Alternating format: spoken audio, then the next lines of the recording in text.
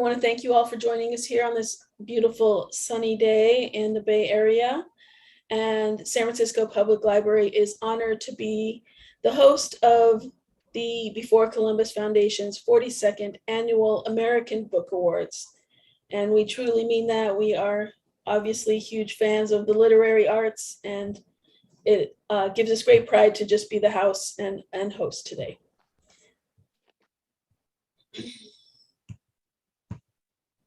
The San Francisco Public Library acknowledges that we occupy the unceded ancestral homes of the Ramaytush Ohlone peoples, who are the original inhabitants of the San Francisco Peninsula. We recognize that the Ramaytush Ohlone understand the interconnectedness of all things that have maintained harmony with nature for millennia. We honor the Ramaytush Ohlone people for their enduring commitment to Warep, Mother Earth.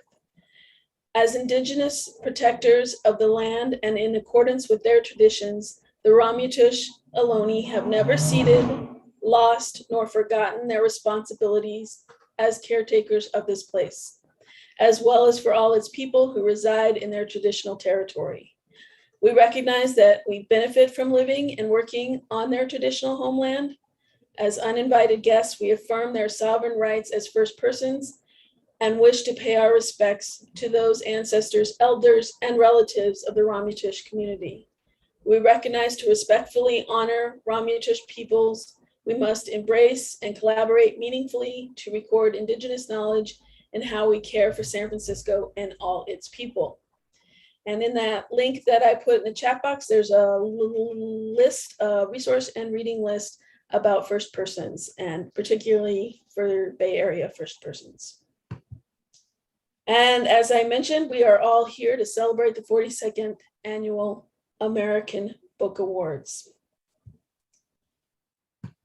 I just want to announce two programs that we have coming at San Francisco Public Library, and that's just one of many, many. You can find us almost every night in the virtual library. On September 29th, we have readers from the 121st issue of Ziziva's Journal. So come check that out. It's going to be good. And then on September 30th, we partner with MOAD for Woli Soyinka's Conversation with Sarah Manika. And this is an ongoing series, Conversations Across the Diaspora.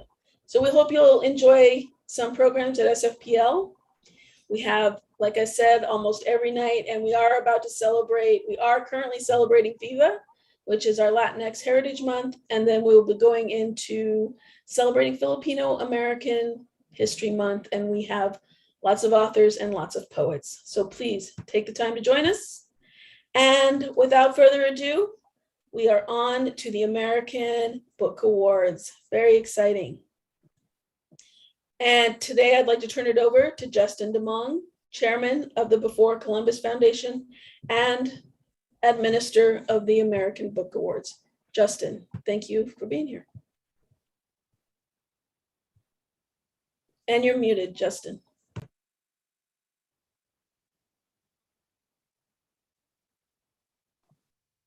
Yes. Well, again, thank you so much, Anissa. My name is Justin Damong. I'm the chairman of the board of directors here at the Before Columbus Foundation. And I want to thank our friends at the San Francisco Public Library event this year with SFPL. We began with a unique celebration of Miguel Algarín, founder of the New Yorican Poets Cafe and Theater, continued with a discussion with Lewis Gordon on his most recent work, Freedom and Decolonization, and continued with American Book Award winner Frank B. Wilderson in a discussion of his most recent work, Afro-Pessimism, which brings us to today, the 42nd Annual American Book Awards. The Before Columbus Foundation, I believe, presents a far more supple and welcoming vision of American literature than any other organization here in the United States. It is a garden that we have cultivated and grown and harvested from for many, many seasons, since 1976, when it was founded by one of the towering presences in international arts and letters, Ishmael Reed.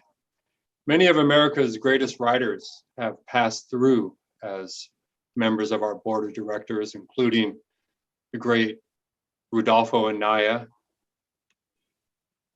poet David Meltzer. And today on our board of directors, we have Joy Harjo, Poet Laureate of the United States of America, the former Poet Laureate of the United States of America, Juan Felipe Herrera, the novelist Marlon James, as well as one of our country's foremost essayists and novelists, Layla Lalami, and many others, some of whom you'll be meeting today as part of our celebration. I want to emphasize that as words such as inclusion and diversity and equity have more recently become transformed into terms of political expediency or buzzwords in the popular culture, that it was in fact the Before Columbus Foundation that was charting and seeding this new ground decades ago, far before these became corporatist, careerist buzzwords.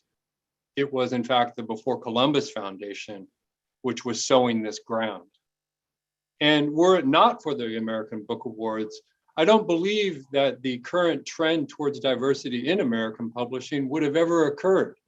There are many scholars and historians of literature that would agree with that. And I think today's collection of American Book Awards winners serve to emphasize that fact. So in considering this very nourishing visionary literature, I would like to turn to our president of the Before Columbus Foundation, Wahajat Ali, who will be sharing some of his thoughts as we formally begin the 42nd Annual American Book Awards. Thank you so much, Justin, for those kind words. And thank you, everyone, for joining us on a Sunday afternoon when you could be watching NFL football games, which you might be watching right now on another screen, but that's fine that you've joined us for the 42nd Annual American Book Awards hosted by the Before Columbus Foundation. Now, very briefly, for those of you who have never come to our award ceremony, I just want to explain what we do, what we are, and how these American Book Awards work. The Before Columbus Foundation was founded in 1976 as a nonprofit educational and service organization dedicated to the promotion and dissemination of contemporary American multicultural literature. And Justin, I agree with him that these words, diversity and equity and inclusion and multiculturalism, now that they have become fashionable, well, we were talking and writing and celebrating this thing called diversity and multiculturalism before they became a popular term in HR departments all across America, or before it became known as Mexican pizza and Asian fusion cuisine. No disrespect to Mexican pizza and Asian fusion cuisine. But to truly be diverse and multicultural, we need more than just postcards and slogans and hashtags and posters. We need to do the work. And specifically, we need to invest in cultural workers, those men and women who choose to invest their time and their talent in expanding and stretching America to accommodate, recognize, uplift, and appreciate those many voices and communities and cultures that have always worked to make this country be and become. But these voices have often been silenced, sidelined, ignored, censored, or banned. And like many of you, I'm sure you've heard, we allegedly live in a post-racial society. I heard that in 2008 after we elected our Muslim brother, Barack Hussein Obama. Apparently, we lived in a post-racial society, so the rest of us had to stop whining and complaining. But right now I'm in Virginia, in Alexandria, and close by there's Loudoun County.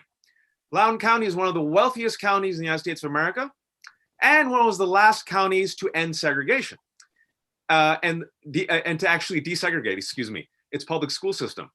Loudoun County is ground zero for the national ban on CRT, critical race theory, which last time I checked was not being taught in elementary schools. There's no economic anxiety in Loudoun County, but there is a lot of cultural anxiety. And for those who say, well, just get over it and stop this conversation about diversity and equity and everything's perfectly fine. We voted for Obama and everyone likes Beyonce.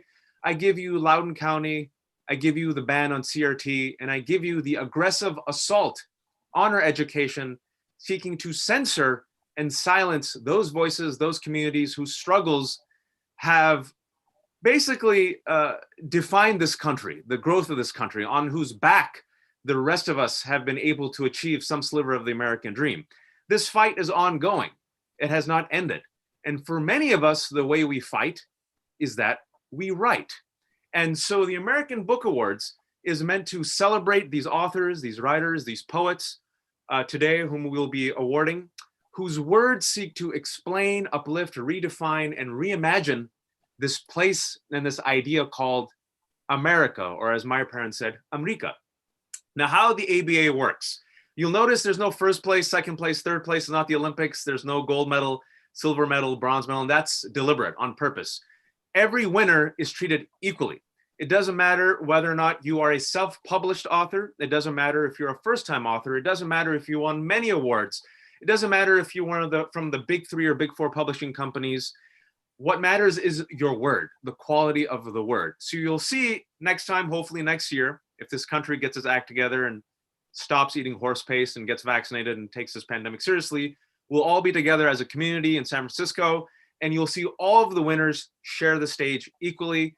There's no quota system. The reason why you see a diversity of ethnicities and voices and opinions is because it reflects the diversity of the board, which I'll get into in a second. We don't give preference to anyone who's from a major publisher or even who's self-published. And we do not focus on whether or not it's a novelist or a nonfiction book. We've also awarded poetry. We've awarded graphic novels. We really want to award a children's book, oral storytelling. Again, it's the word that is elevated.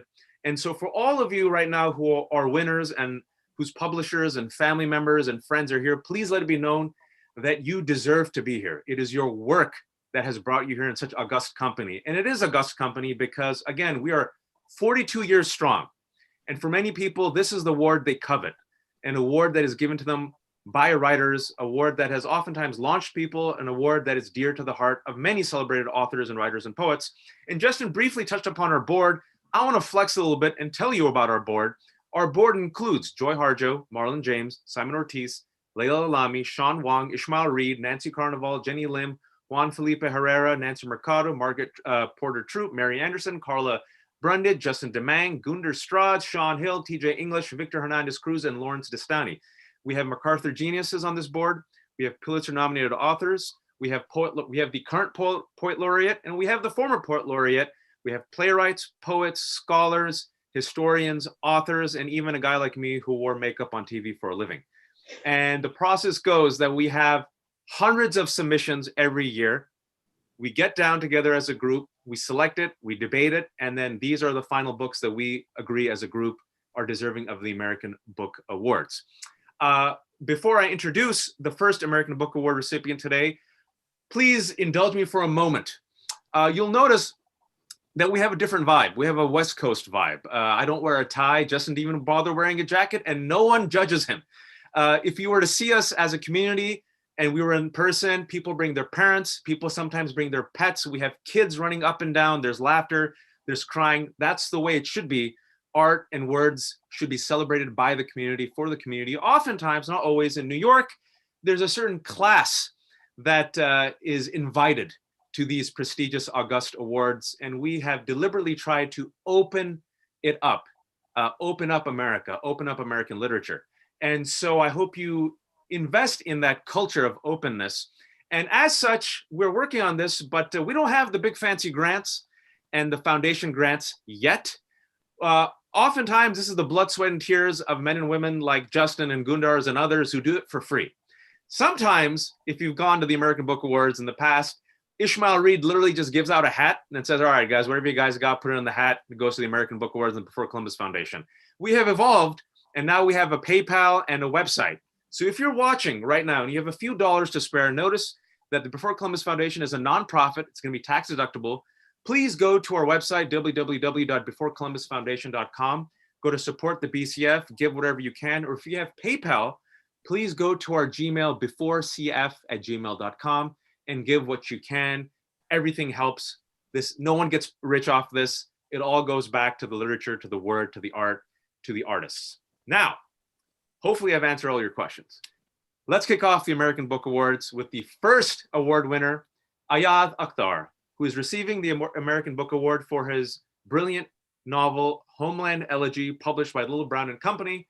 And we've heard a lot about elegies in the past 20 years. We've heard about apparently the Rust Belt and J.D. Vance and his Hillbilly Elegy, even though J.D. Vance is a corporate titan who makes tremendous amounts of money, and his Hillbilly Elegy has been renounced by the people who actually live in the Appalachians, whose collection of essays we awarded a few years ago. But there's been an elegy for the rest of us that has been ignored. As we have just survived the 20th anniversary of the endless war on terror, we are finally as a country grasping with the consequences of that war on terror. Some of those communities who were hazed and scapegoated, and the impact that the war on terror has had on fellow Americans who are seen as enemies. And Ayad Akhtar's fictional novel, a creative novel, which sometimes mixes the memoir with satire, with the personal, is a story about how that enduring war on terror has brought about fissures in this country, in our psyche, in what it means to have the American dream, who gets to achieve it. And he talks about the schisms that led to Trumpism, that led to Trump, that we're still dealing with right now, through the personal story of a father and a son, Pakistani Muslims, a Pakistani Muslim immigrant father and his American-born son, and how they chart a course through pain, grief, and eventually healing. And so it is our honor to award Ayad Akhtar's Homeland Elegy. And here's Ayad with a brief video. Take it away, Ayad. I'm very honored to receive this award, and particularly thrilled to have been selected by a jury of fellow writers. I want to thank the Before Columbus Foundation and just want to express my gratitude. So thank you so much.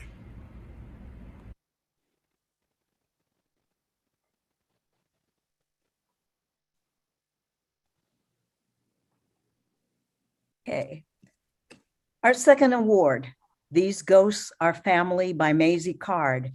This multi-generational novel peels back the historic wounds inflicted by the trauma of slavery with its horror show of sexual abuse, rape, trafficking of Black women through the lenses of the daughter of a slave owner and two slave families affected by miscegenation and a birthright lie. When Abel Paisley's best friend, Stanford Solomon, dies in a workplace accident, the overseers mistake him for his friend. Well, Abel seizes on the opportunity to assume his dead friend's identity to escape his troubled life. His wife, Vera Paisley, says, "Death is just one long therapy session. You have gone over every second of your life and divided them into the misery you caused and the misery others caused you. Hypocrites, all of them. Most of the whites here have both legs so deep in the pit of slavery, how can they think they can come out pure?" So says Petta Fay, daughter of the sugar and rum plantation slave owner Howard Fowler of Haroldtown, Jamaica. Like the Alabaman women of Gee's Bend, whose quilts trace their ancestral histories back to the cotton fields, Maisie Card weaves a family quilt that sweeps the reader into the hearts and minds of her characters and the ghosts which haunt them in this tangled web of deceptions, crimes, murders, lies, cover-ups that was part and parcel of colonial slavery. We need no history lesson or ancestral DNA to unpack the dirt. We just need to disinter the stories that Maisie Card deftly spins in her epic debut. Maisie Card. Thank you. Thank you so much to the Before Columbus Foundation for this honor. When I first started writing this book, it felt like a very personal project. You know, I was thinking about the distance and the silence that existed within my own family. And I was thinking about, all the ways that we kind of rewrite history to make the present more tolerable. I didn't know if it would be published and whether it would kind of resonate with anyone. So I would really like to thank my agent, Monica Odom, for believing me and for supporting me and for signing me. I'd also like to thank my editor, Christine Pride, and also the team at Simon & Schuster, specifically Lashonda Nakwa and Dawn Davis and Heidi Meyer. I would also like to express my appreciation to all the writers who encouraged me while I was working on this novel. Some of us are not raised to believe that we could be writers or that we could be authors. So, every word of encouragement really meant a lot to me. I would especially like to thank Elizabeth Bobrick, Joshua Henkin, Ernesto Mestre, Victor Lavelle, Caitlin Greenwich, as well as the people who read many, many early drafts, especially, Betsy Narvaez, Meryl Branch McTiernan, Lydia Joga, and Carl Schwartz. I'd like to also thank my family, especially my grandfather, Willie Goldberg, who died last year and who really inspired this book. And thank you to everyone who's read the book and reached out to me to say that it resonated with them. And thank you, again, for this honor and everyone watching.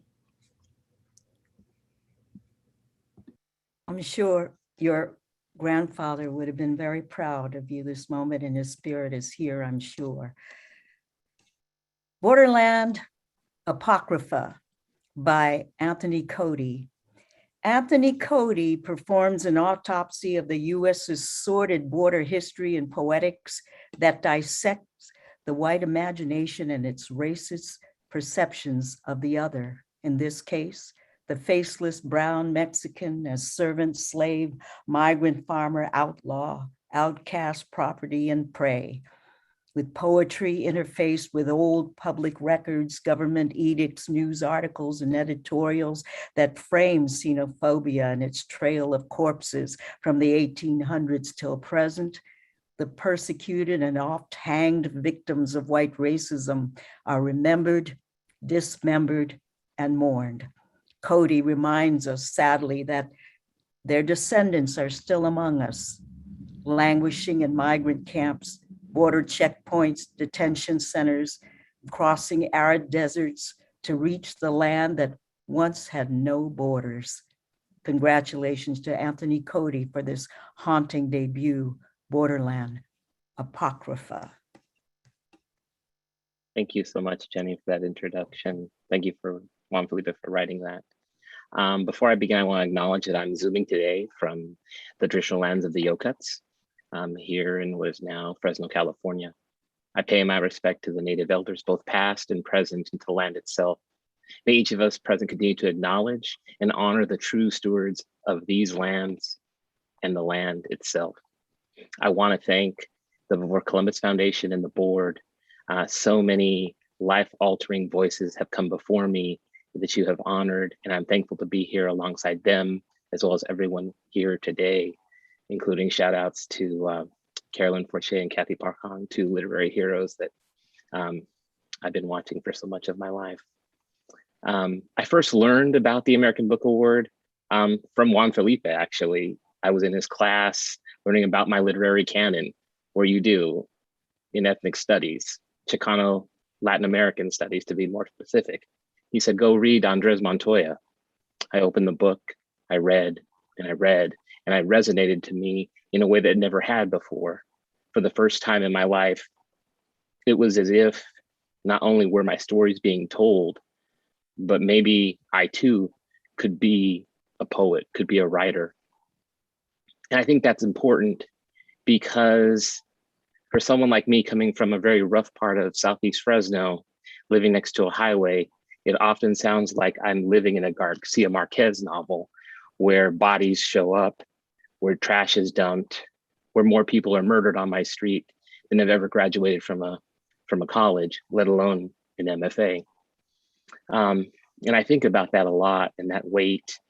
And I'm reminded of how fortunate I am to have parents like Mary and Douglas who are turning in today, my Aunt Jenny, my late grandparents, Dolores, Walter, Isabel, Antonio, They sacrificed so much for me, my brother Joseph, my cousins Michael and Mary, that it helped me understand and know that everything I do has to move us forward, has to find a way to be I have to find a way to be forever thankful to them, to know that even though we had so little, that we had to push forward and find more.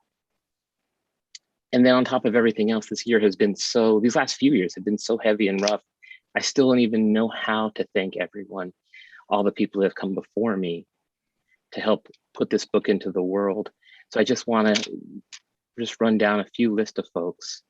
I want to thank my publisher, Omnidon, Rusty and Ken, for doing all the hard work for years, pushing out literature here from California, to my first teacher and unofficial professor, Tony Rudd, to Meme Bersenbrugge for picking my book, for Canto Mundo, Carmen, Celeste, Deborah, Norma, Noemi Press, the Hmong American Writers Circle, El Taller and Bernardo Palumbo in New York, the Laureate Lab with Juan Felipe and all the labbers, and then mostly to my first reader, Mai Vang.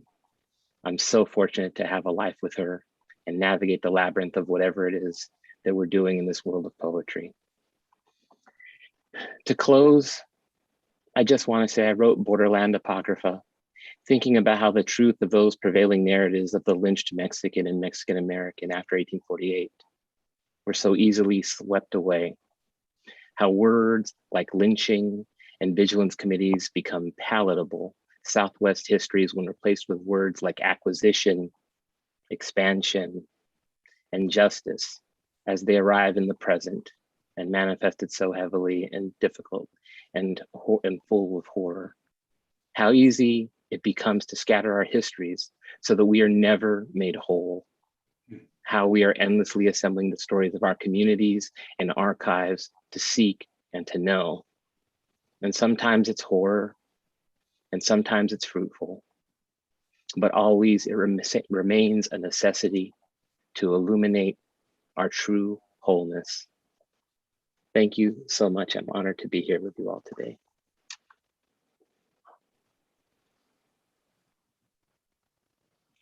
Thank you so much, Anthony, Cody, for joining us this afternoon. We have the pleasure and the honor of Ben Erhenreich joining us as well today.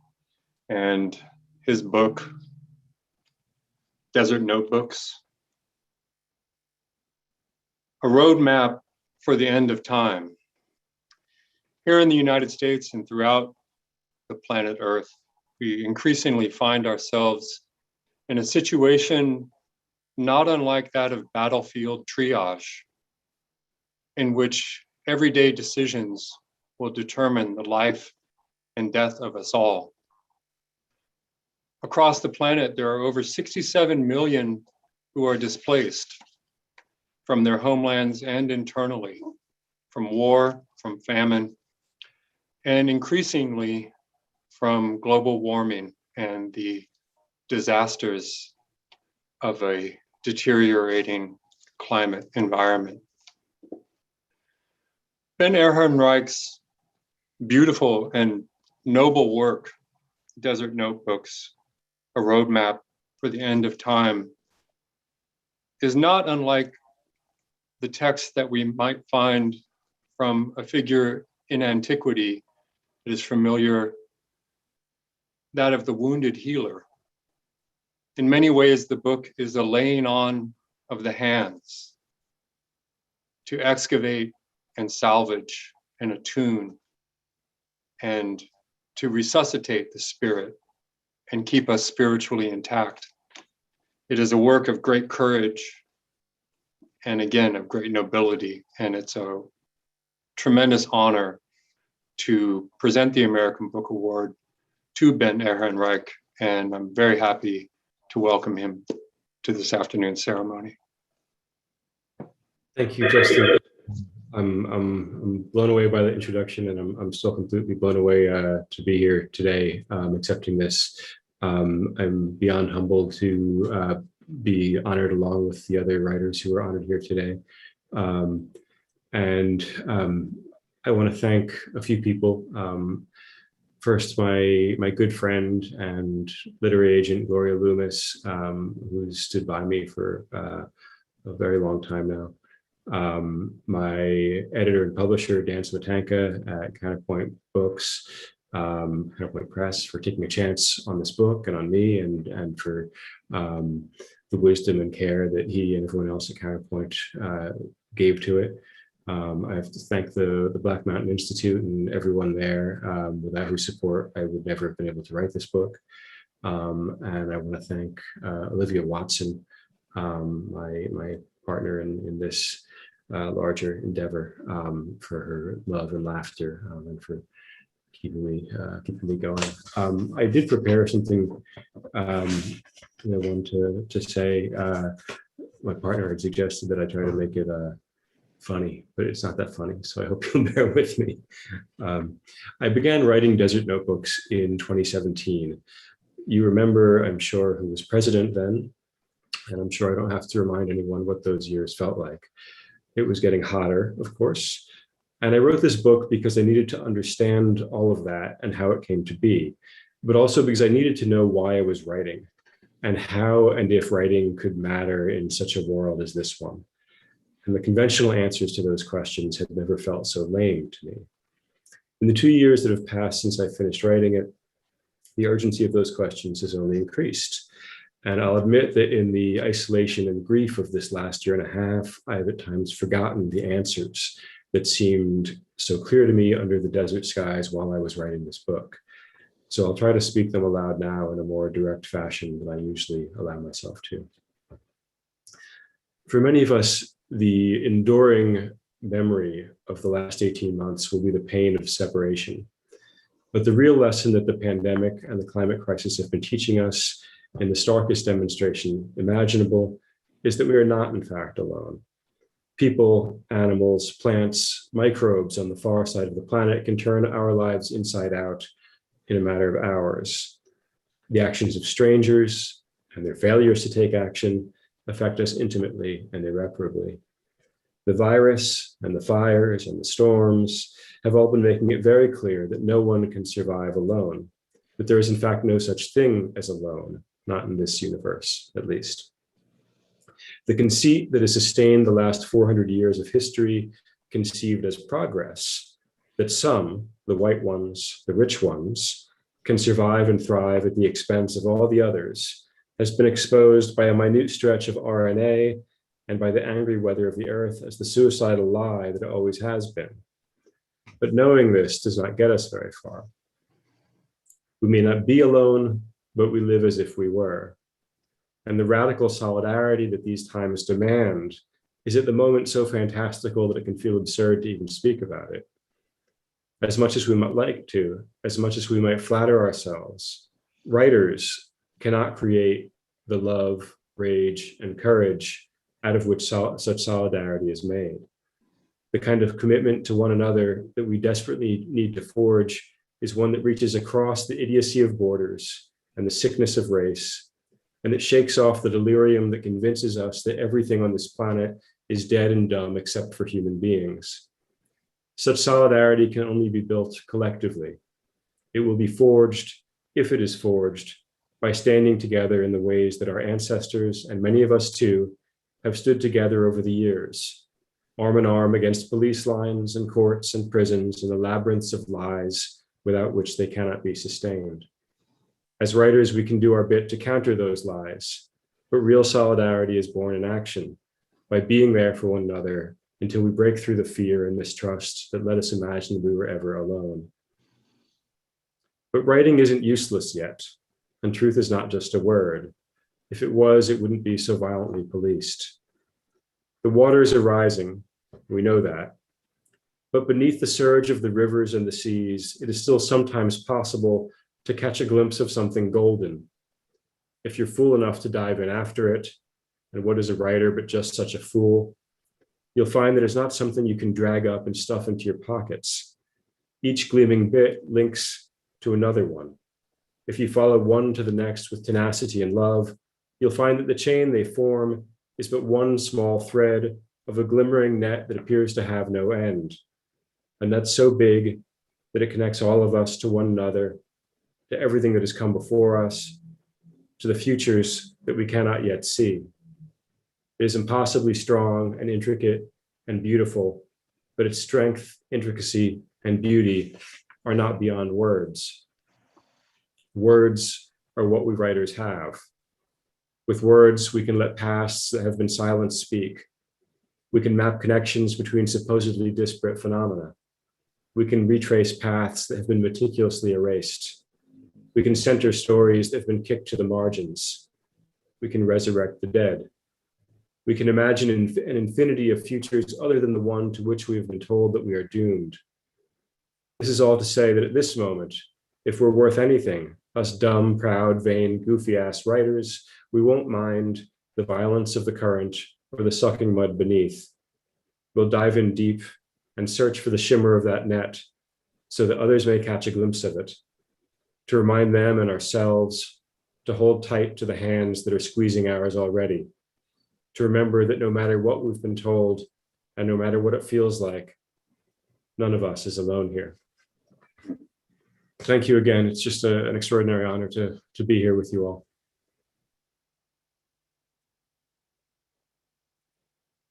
Thank you so much, Ben Erhenreich. In recent years, many of the most backward and criminal elements in American politics have been able to achieve extraordinary power, but it isn't any accident that part of that momentum has come out of a so-called two-party system, this oscillation between Jekyll and Hyde, which created the space for these backward and criminal elements to take up so much power. Indeed, in a recent attempt at a coup, many of the co-conspirators, some of them governors over states, some still in the Senate, continued this oscillation between Jekyll and Hyde. But one of the things that both parties agree upon is that they and they alone should run the United States government and thus this country. And along with that, there has been, over the last decades, a violent historical erasure of a period in American history from the late 1960s through the early 1970s, an attempt to flatten out and erase this history, largely in an effort to encourage a vision of this period that political revolution is not possible. During the Cultural Revolution of the 1960s and 70s, indeed, we approached the precipice of political revolution, and that is precisely why such works of militant scholarship as we honor today, the young, are so critically important. In fact, it was that period of time in which the vision that is embodied today by the Before Columbus Foundation came into being. It is the reason why the American Book Awards were created, precisely for books such as this, precisely because it is up to us to bring these books into being and to tell the true history of our nation, its peoples, and the struggle for self-determination among those peoples. It is a great, great honor to welcome scholar Joanna Fernandez to the American Book Awards, and again, honoring her book, The Young Lords. Joanna, thank you so much for being with us today, and thank you for sharing your wisdom. Yowza. Okay, thank you. We're among writers, not the Northeastern elite. That's right. That polices the profession or the calling, really. I'm honored. Thank you, Justin, for that introduction. I'm honored to be among my heroes. The folks who've gotten this award include, there are many, but the ones that I model my work after, Gerald Horne, Roxanne Dunbar Ortiz, Robin Kelly, Edward Said, Lord, Toni Morrison. So this is really an incredible honor. Thank you for doing this work for so long, the Before Columbus Foundation. And thank you, writers, for taking the time away from your writing to do this laborious work. I don't even know where to start because I didn't even know this was happening. This crazy thing happened to me. I spent the week in a hospital and just got out. But maybe that's a good place to start. The Young Lords, in their activism as the Puerto Rican counterpart of the Black Panther Party, they dreamt bold dreams. They prefigured the new society in the activism and organizing they did in East Harlem and Chicago, in the Bronx. They occupied a hospital in the Bronx in 1970 to dramatize the horrific conditions of health under which Black Americans and Puerto Ricans were being treated at a moment in the post-World War II period where profit became the primary modus operandi of the healthcare system in the United States, the moment when technology and machines and specialization undermined the centrality of humanity and the patient in healthcare. And that is something I lived and experienced in the hospital. There were plenty of tests and fancy machines, and often very little attention to the patient. And we know that American medicine is organized around private medicine at the expense of public health. And the fallout is tremendous. The Young Lords drafted the first known patient Bill of Rights, which essentially established the parameters for how people should be treated, and they called for free healthcare on demand and healthcare for all. They were anti-capitalist, self-proclaimed socialists, and they believed that we could do better as a society. They believed that the fight to save the environment was a fight where people were at the center of that struggle. They were among the first activists and organizers to expose environmental racism and so much more. The book is a lot better than the speech. I want to I haven't thanked the press yet, and my editor in particular, Brandon Proya, for reading the manuscript and immediately saying, yes, this is it. I understand it. It goes, we publish. I want to thank the people who funded me for many, many years. I dilly-dallied. I made a film about a political prisoner, Mumia Abu-Jamal, while writing this book. I did everything under the sun but write the book. But finally, I wrote it during these many years. El Centro de Estudios Puertorriqueños was critical to my research. The Schomburg Center funded my research and my work and gave me important time off. Very importantly, the Center for African American Urban Studies and the Economy at Carnegie Mellon.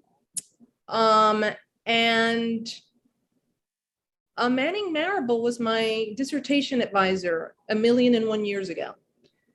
Many, many years ago, the late Manning Marable.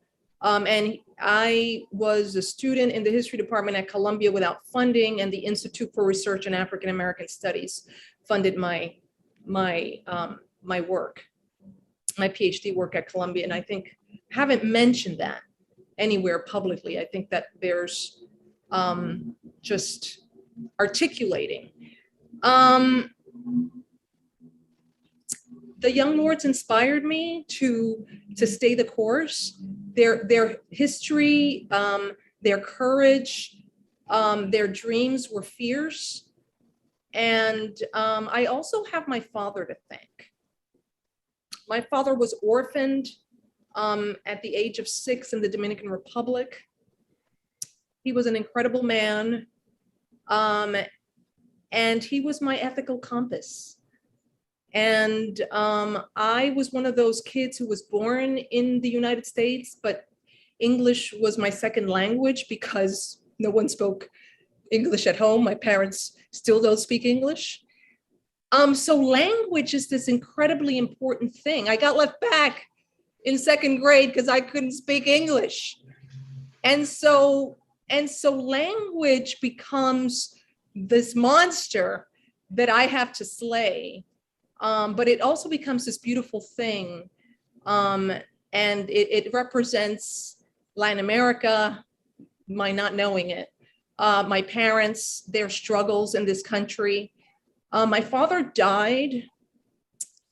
My father died in a Bronx hospital because of the botched medical care in a Bronx hospital.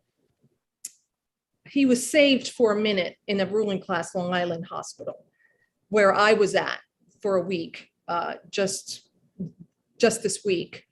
And in many ways, this history I write about, because the Young Lords did an enormous amount of work around healthcare and poverty and the rise of medical empires in the United States in the post-World War II period. It's just crazy that this history I wrote about the deadly consequences of healthcare for profit would come to my doorstep. I finished the book right after my father died. He's the most important person in my life. He's my alpha and my omega. And if this book is worthy of this award, it's because of his work in this country. It's because of the values he instilled in me and his determination to be an ethical being in the world and to be a value to society. He wasn't a self-proclaimed socialist, but he was definitely an organic intellectual and had socialist proclivities. Thank you so very much for this work that you do, for doing it for so long, and for amplifying the voices of writers of all walks of life. Thank you.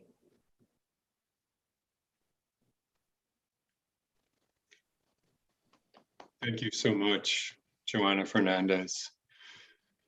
In darkness, however terrifying, the eyes, the vision looking out, find light somewhere in corners that would not otherwise be visible were it not for the prevailing darkness.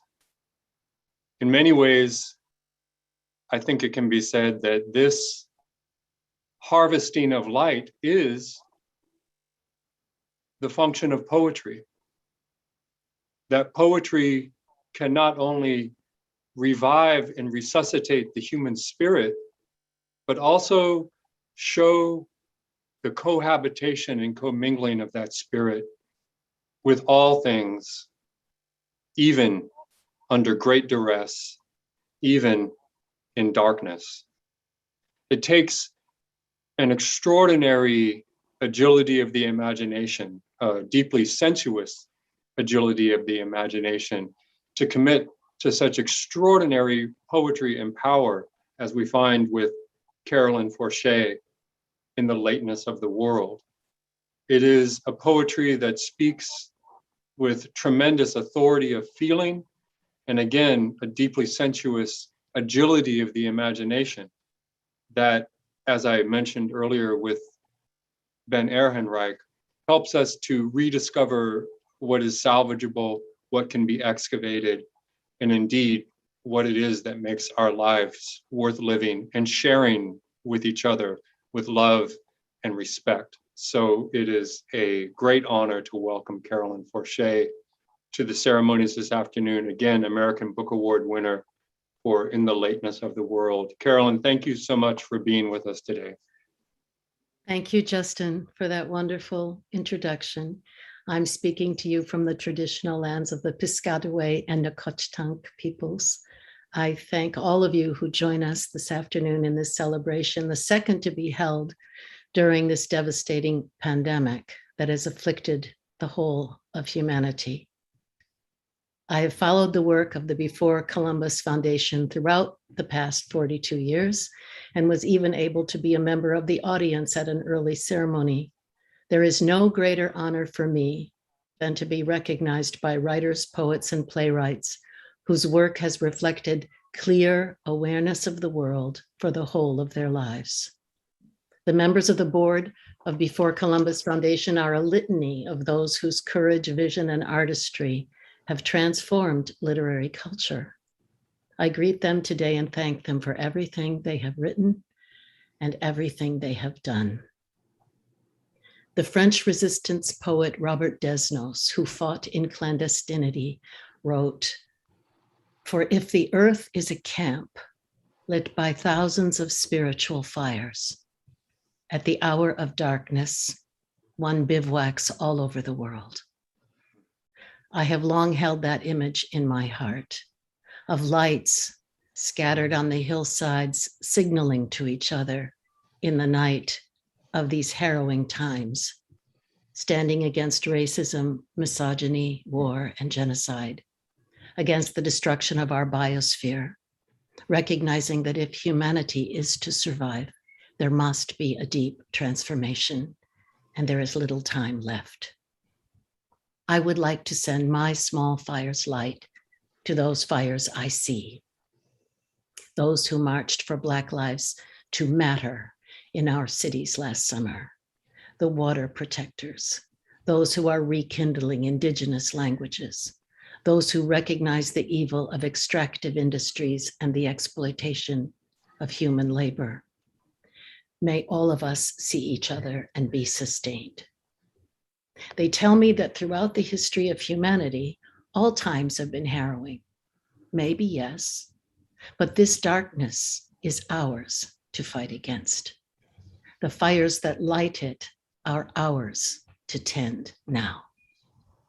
In the Lateness of the World is a book written over almost 2 decades, poems in conversation and communion that allowed the shards of my life to refract light and to assemble it into something that resembles a pattern, as in a kaleidoscope. They are dedicated to deep friendship and love, to journeys and migrations, difficult memories, and the exemplary souls I have known along the way. They are watery poems of bridges and lighthouses, boats and refugees, the rubble of war's aftermath. They came to me slowly and persisted in coming despite all that happened during the years of their making. Thank you for honoring them.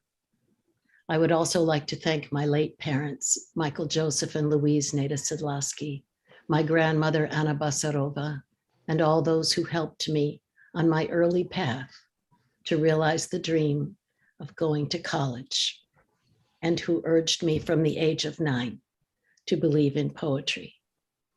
I thank the civil rights and anti-war activists who inspired me during my youth. And I thank Leonel Gomez, Margarita Herrera, and all those Salvadorans who educated me later in the world. It is as if I was a small baton passed from one wise person to the next. Thank you to the late Ginger Barber, who believed in me from the beginning, and also Bill Clegg, Christopher Richards, and all those at Penguin Press who helped this book to be published on the first day of lockdown 2020.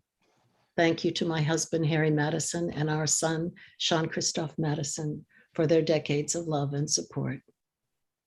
On the cover of my book, there is a crane rising out of a lake, lifting its wings to pull itself into the air.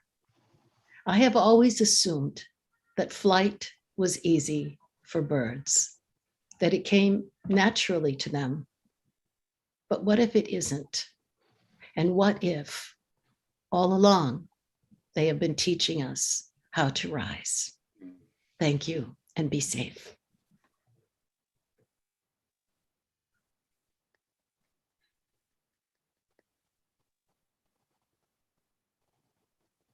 This is The Great Demon Kings, a memoir of poetry, sex, art, death, and enlightenment by the late John Giorno, passed away in 2019. It's said in Vajrayana, or Tantric Buddhism, that during the dying process known as the bardo, recognizing what is occurring is the key to gaining enlightenment. Well, I can vouch as a Buddhist that preparing for death is a lifelong practice. Tantric Buddhists engage in something called deity practice, where one visualizes a deity, either benign or wrathful, in vivid detail, only to dissolve the image in order to better understand the illusory nature of reality and the fantasy we call self, which is only revealed to us upon death, unless we are enlightened. The great demon kings reference wrathful gods that meditators invoke to confront self-deception with naked laser honesty. Some practitioners go to extremes, such as Giorno did, indulging in sex, drugs, and alcohol to confront their inner demons, that they may see their empty nature and detach from them. Giorno's Great Demon Kings, a memoir of poetry, sex, art, death, and enlightenment, was 25 years in the making. In its essence, it's a long meditation. The memoir mirrors Giorno's lifelong spiritual journey to self-realization. Every deity in the Buddhist pantheon has a consort, and Giorno's remarkable role as consort to the greatest modern artists and influencers of his time, Andy Warhol, Robert Rauschenberg, Jasper Johns, and William Burroughs, provides the reader with intimate bedroom insights into the personalities and psyches, foibles, and sexual fetishes of these demon kings during what Giorno called the golden age of promiscuity, when AIDS raged. These wrathful kings shared one thing in common. They were all gay at a time when it was still not acceptable nor marketable to be. Giorno also gives us a valuable account of the New York art scene and its major figures through his uncompromising, frank critique of that predatory world and its decadence. Giorno hated piety, pretension, and hypocrisy of any sort, and he fought not only for sexual liberation, but for the liberation of poetry through his dial-a-poem recordings, poetry happenings, and his sound poetry, which was found poetry, and its open, raw, homoerotic sexuality in simple language, flouting every rule, and notion of what the poetry establishment deemed poetry. Great Demon Kings exposes the naked truth as lived and breathed by Giorno in this profound literary feat of a memoir. And Before Columbus Foundation is proud to honor the American Book Award posthumously to the great unsung Demon King, John Giorno. Elizabeth D. of the John Giorno Foundation will be accepting his award on video.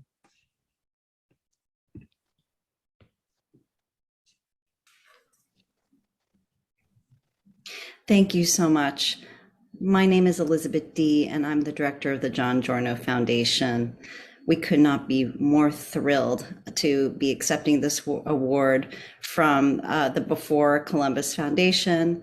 I just want to thank everyone involved with the organization in recognizing John's greatness with his memoir, Great Demon Kings. I also want to thank the trustees that were involved in this decision and everyone at the organization, also the San Francisco Public Library, Justin Dismangles, and everyone involved. We could not be more grateful. John Giorno is such a force in the history of gay America, art history between the beat poets and the pop artists, and also in his work in Tibetan Buddhism. And there's so much dimension to John's contributions historically, as a poet and a writer, as someone who performed, and also a wonderful, great collaborator with other artists from all generations and all walks of life. And this was very much a part of his purpose-driven practice. And that is only evidenced in its complete form in his life's work, which he always called his memoir, his story. And for those of you that may not be aware, this book, Great Demon Kings, was 20 years in the making. It was an epic project of proportions that he never rushed, wanted to give time and thoughtful attention to. And it was written with great love and compassion for everyone that was involved in his life. He thankfully completed this 20-year project the month before he suddenly passed on in 2019. And so we are also just deeply grateful, and just feel so overwhelmed with gratitude that we have this book to share with the world in multiple languages and multiple countries, and that this is touching people's lives, and creating an entry point to John's work that maybe wasn't even possible just looking simply at the writing, at the poetry, at the recordings, or at the artwork itself. This brings everything together. And so that's why this, award is so very special. This recognition, I know John would have loved to have been here tonight, accepting it and talking to you all personally about that journey. But on behalf of Ugo Rananone and Laura Hopman, the trustees of the foundation, and myself, please know that we are so delighted, and just feel like his intentions are continuing to spread throughout the world. I also want to give a very special thanks to Colin Dickerman, who at Farrar, Straus and Giroux, our publisher, who are also very grateful for giving John this opportunity to write this book and tell this story, has been really a consistent collaborator, both during John's lifetime and since John has passed on, and has been a great support to all of us in making sure that everybody sees the vision that this book has. And, I know that John would have wanted to personally thank him and everybody at the publication. We just could not be more thankful. So in that spirit and in John's spirit, I want to say thank you.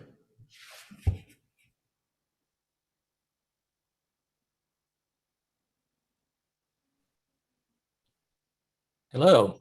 I want to, before we get started, I just want to say I've been a board member before Columbus Foundation since its very beginning, and emceed many of these book award ceremonies. And you can imagine, even though we are virtual, what it's like having a group of writers all in the room together. You can imagine the energy, and this virtual award show does show us some of that, but hopefully next year we will again be in person at the library, and we can gather these amazing writers all together in person again, because the energy is really astounding.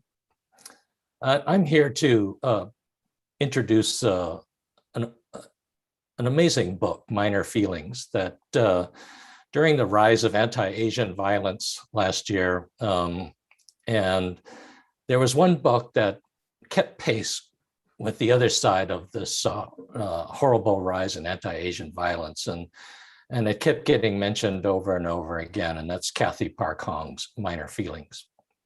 Minor Feelings is really a mirror into the soul of Asian American identity and sense of self. It's an echo chamber of the things we refuse to say or admit about ourselves, even as Asian Americans.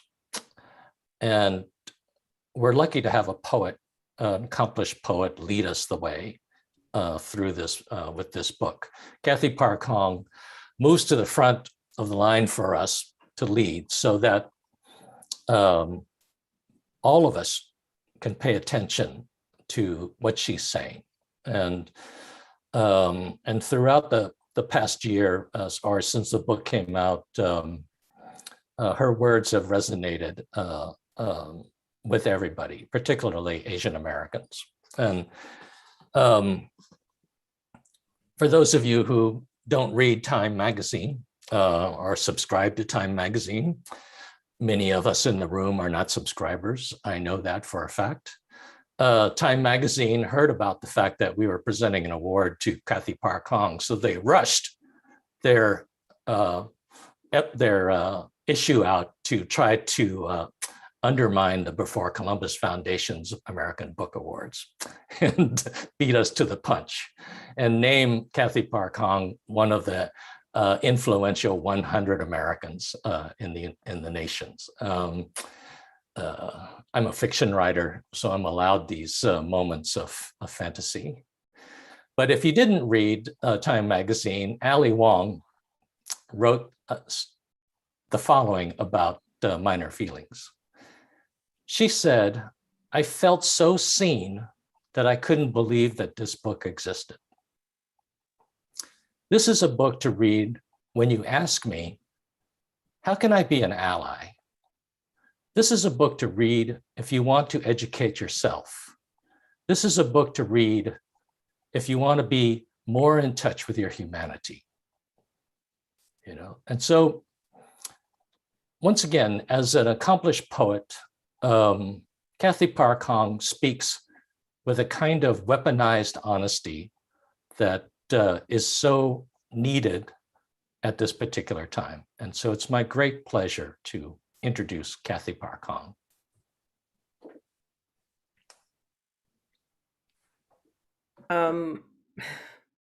Thank you. Thank you to the illustrious board members of the Before Columbus American Book Award. And I have to say thank you, especially to Sean Wong, scholar who I admired and who actually edited the OG Asian American literature anthology that actually first put all of us on the map.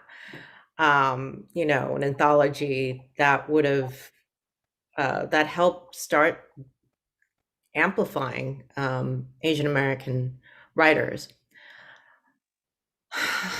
I'm honored to be a recipient among such piercing and progressive thinkers who are committed to changing the American narrative. Minor Feelings itself was edited by an Asian American, the talented Victor Mitsui, designed by an Asian American, the brilliant Na Kim, published by One World, which is helmed by Chris Jackson and whose editorial staff is all POC.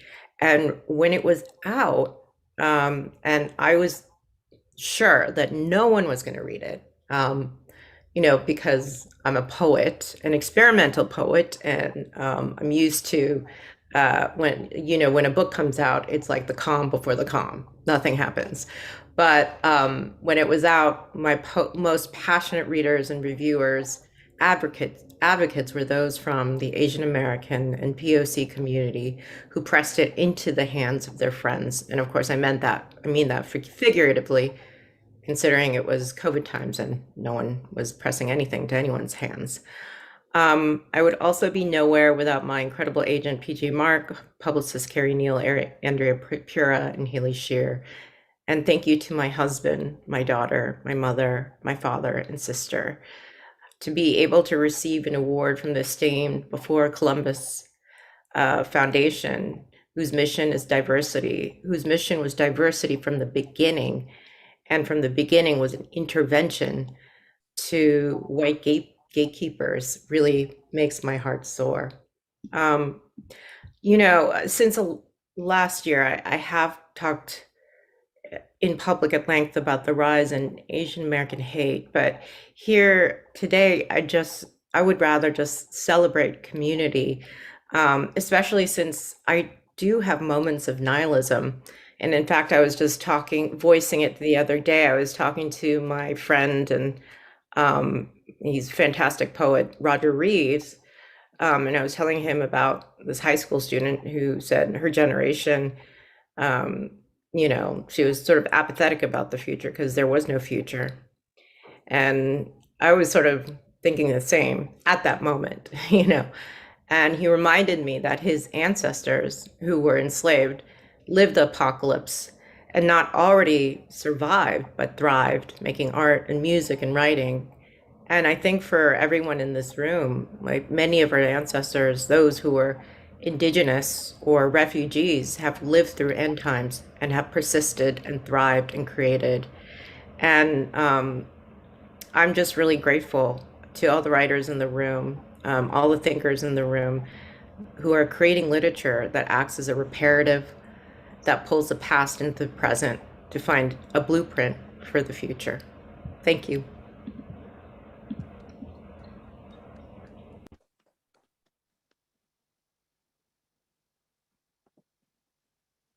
Hello. I want to show everyone the book cover.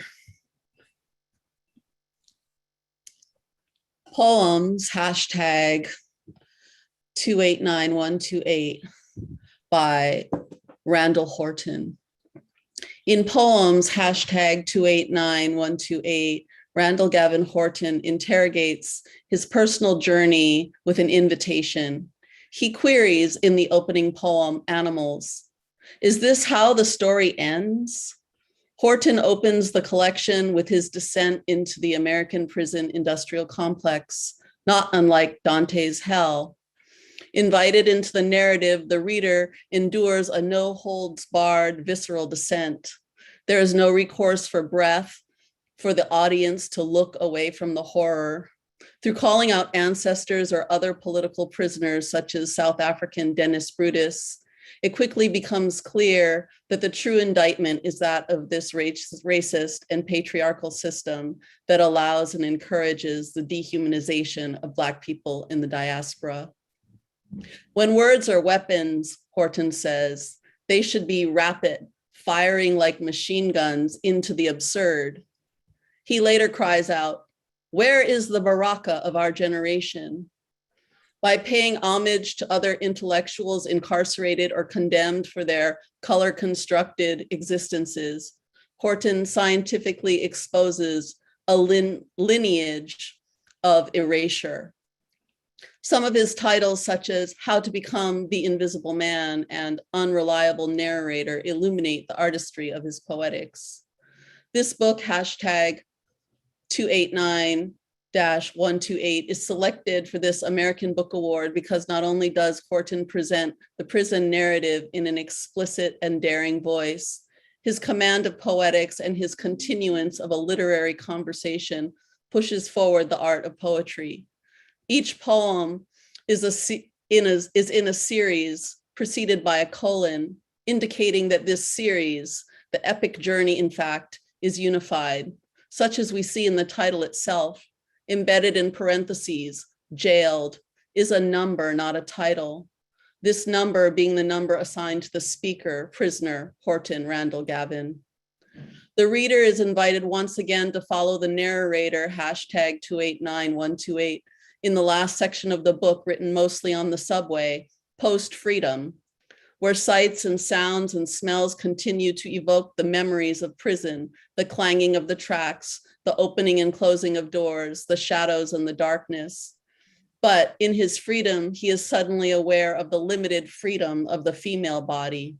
This is a surprise of the collection.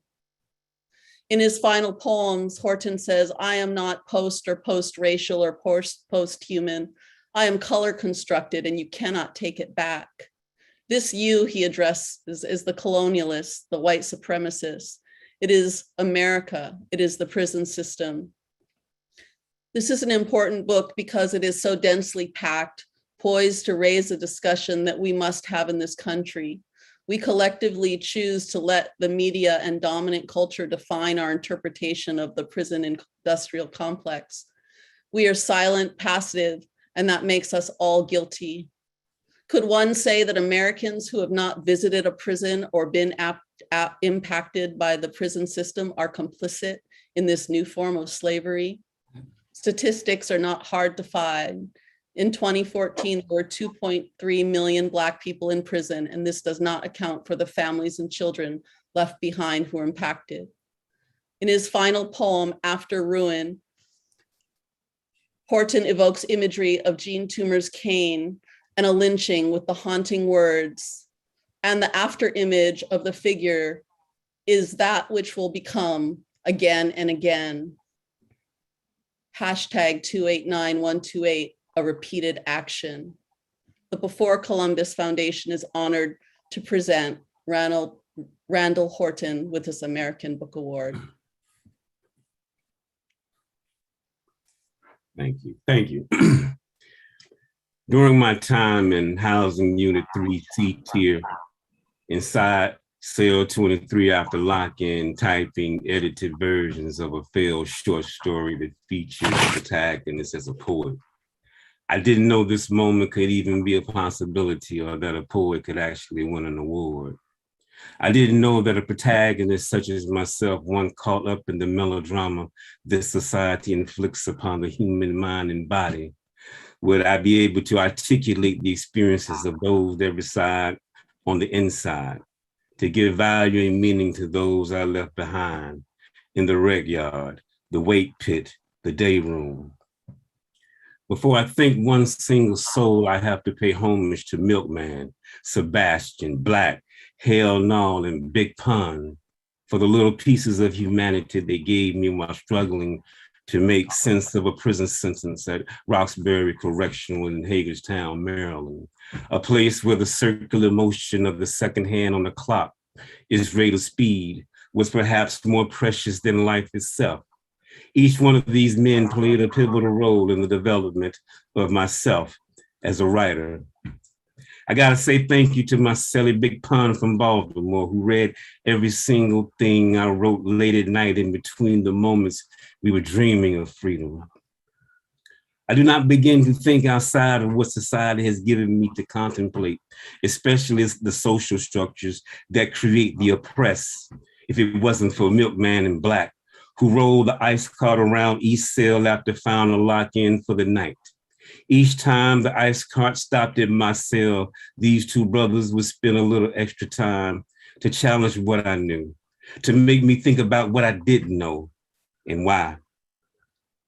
I gotta say much love to Sebastian for teaching me what it meant to have a moral compass, that change is always a verb, that you gotta do change to be changed. Years later, when I was in Chicago State's MFA program in a workshop, I would appreciate the presence of Hell No, who was quick to let me know if I had alienated my audience. Each Hell No offered a critique. Offered as critique made me stronger, made me understand to never forget those left behind. Almost 13 years ago, the Maryland Department of Corrections assigned me number 289128, which I specifically wanted to grace the cover of the book. I wanted to take back the stereotypical narrative the state tried to attach to me long after the physical release from prison. I wanted this number to bring attention to the various injustices that are tied to a number, where the scales of justice almost never tips in favor of those outside of the supposedly righteous, the ones who never benefited from a supposedly democratic society, the ones who have lived the narrative of exclusion. Anyone who knows me knows that I've never claimed to be a great miscarriage of justice. I don't claim to be the sympathetic face of justice. I didn't go to prison as a juvenile, nor did I get locked up by mistake or mistaken identity. I spent close to 30 years going against the grain of social structures that raised me because I had become disillusioned with the possibility of the American experiment. It was only through language that I was able to find a path back to the human experiment, a way forward that would allow me to deconstruct the past and look towards a brighter future. Just like you can't take back my Blackness in the 21st century with Randall as a post-racial society, you can't take back what I saw inside them bricks, behind them iron bars, a systemic cycle of a justice that is indeed criminal. Thank you, University of Kentucky Press, for giving 289128 a home. Thank you, Patrick O'Dowd, Jackie Wilson, Ashley Rouillon, Jewel Boyd, and Julia Borchets at K Publicity for drawing up the vision that would put this book in the world. Special thanks to the Before Columbus Foundation for being that special place that you are, for recognizing diverse voices, to understand the differences we are makes the universality we actually seek. Congratulations to all the 2021 winners of this special award. In 1998, my father traveled from Birmingham, Alabama to Montgomery County, Maryland to stand before a circuit court judge and beg for my freedom. This proud man, a man who grew up in Jim Crow South, who at one time worked as a Gandy dancer back in the 50s, laying railroad track in Attala, Alabama. A man who became an educator, mentoring young men and women, who was perhaps perplexed as to why he could not mentor his own son, placed his pride in his back pocket and delivered an oration that left not one dry tear in the courtroom, because he begged someone to save his son. What other choice did I have but to climb out of the hole I dug for myself? Everything I've done since that day has been for Clarence and Eunice Horton. Thank you, Mom and Dad. Thank you, Ruby, Mariella Horton, and Alvaro Ramos. I love you, fam. Thank you.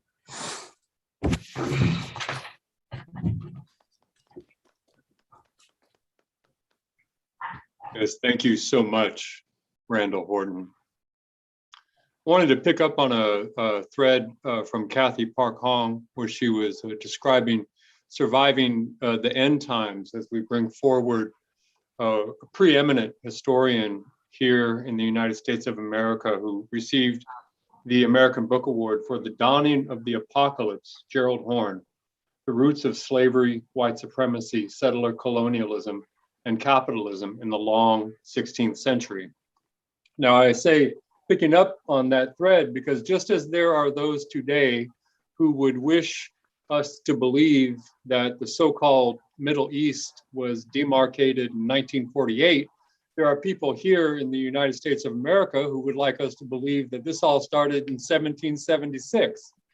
But when we start to elongate the arc and panorama of the histories of the Americas, when we start to illuminate that history by including European colonization from its very earliest date, and also its collaborators and compradors here in the United States and elsewhere, and we start to see much more clearly exactly the situation that we find ourselves in today, which is to underline and emphasize that as terrifying as it is also a period in which the missing and mutilated and murdered are always already being asked to forgive and forget, as if this were some sort of virtue, as if suffering itself were some kind of redemption.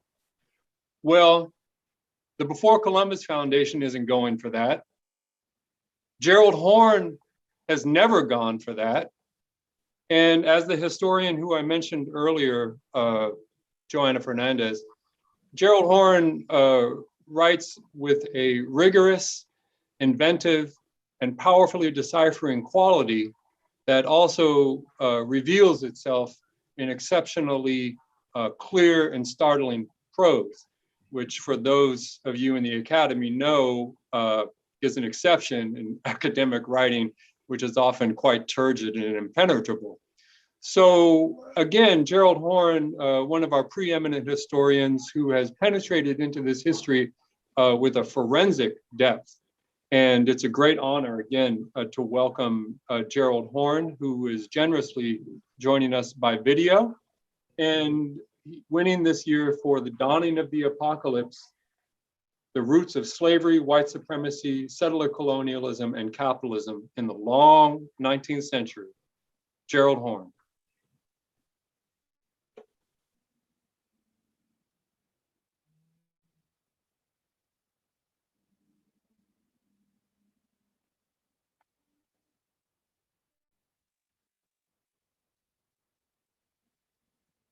We can't hear you. Unmute. So sorry, let's try that again.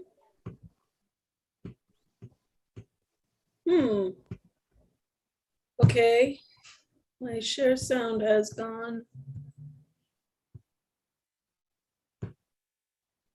Must be the Federalist Society, or maybe ALEC.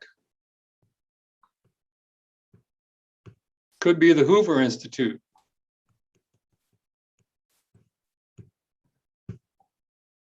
How about now? I would like to thank the Before Columbus Foundation for honoring not only me, but the intellectual tradition from which I spring for this prestigious honor. The book you have singled out has many facets and purposes, much of which is reflected in a lengthy subtitle. It has a lengthy genealogy, I would add, modestly, that connects to the elongated Black American tradition of critiquing our plight in the face of miasmic creation myths, a tradition that stretches back at least to David Walker's Fury Appeal of the 1830s to Du Bois's Black Reconstruction of the 1930s. I would argue that this tradition has accelerated in recent years, not only with the filmmaker Raoul Peck and his riveting multi-part documentary series, Exterminate All the Brutes, to the insightful Nicole Hannah-Jones and her 1619 project, to the protean Black intellectual Ishmael Reed in a celebrated spoof of the Broadway come Disney extravaganza Hamilton, to the scholar Tyler Stovall in his well-researched and enthralling book, White Freedom. And I would be remiss if I neglected a parallel indigenous tradition embodied in the recent work of Roxanne Dunbar Ortiz. All of these creators are seeking to formulate a new narrative, sweeping aside the creation myths that still prevail in this nation, a myth of founding fathers who supposedly walked on water. They were quite special, we are constantly told, utterly unique. However, when we raise the nettlesome matter of indigenous genocide and mass enslavement of Africans, like a shifty lawyer, their argument switches to everybody was doing it. In other words, they were quite ordinary and not so special after all. In the book you have honored, indeed in a series of books I've written, including The Apocalypse of Settler Colonialism, The Counter-Revolution of 1776, Negro Comrades of the Crown, Confronting Black Jacobins on the Magnitude of the Enormous Haitian Revolution, and the book I am now writing on the Counter-Revolution of 1836, on the roots of Texas and why it is leading the way towards US fascism. In these books and others, I've sought too to construct a new narrative like Peck, Hannah-Jones, Reed, Stovall, and Dunbar Ortiz. In short, I argue in the book that you've honored that in the 16th century, a minor monarchy on the fringes of Europe, speaking of England, was able to erode the first mover's advantage enjoyed by Catholic Spain, which sponsored Columbus in 1492.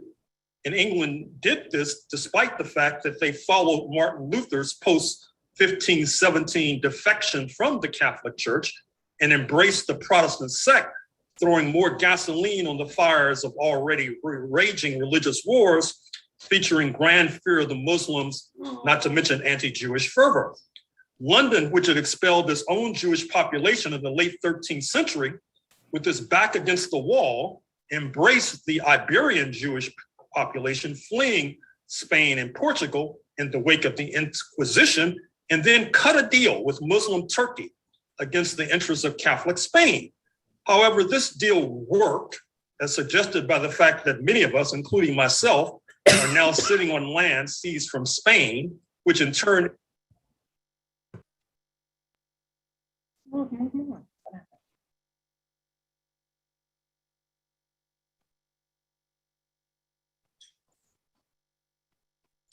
Buffering. Oh my. What happened?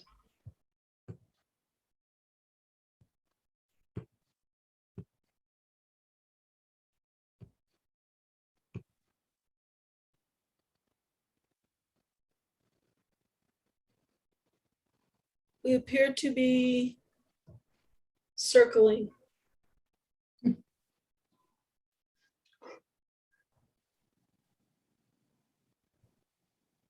that deal now has Beijing in the passing lane. However, Washington's obsession with undermining socialist projects also was revealed. Uh-oh. It's muted. And circa 1978 to lure the USSR into a quagmire by 1979.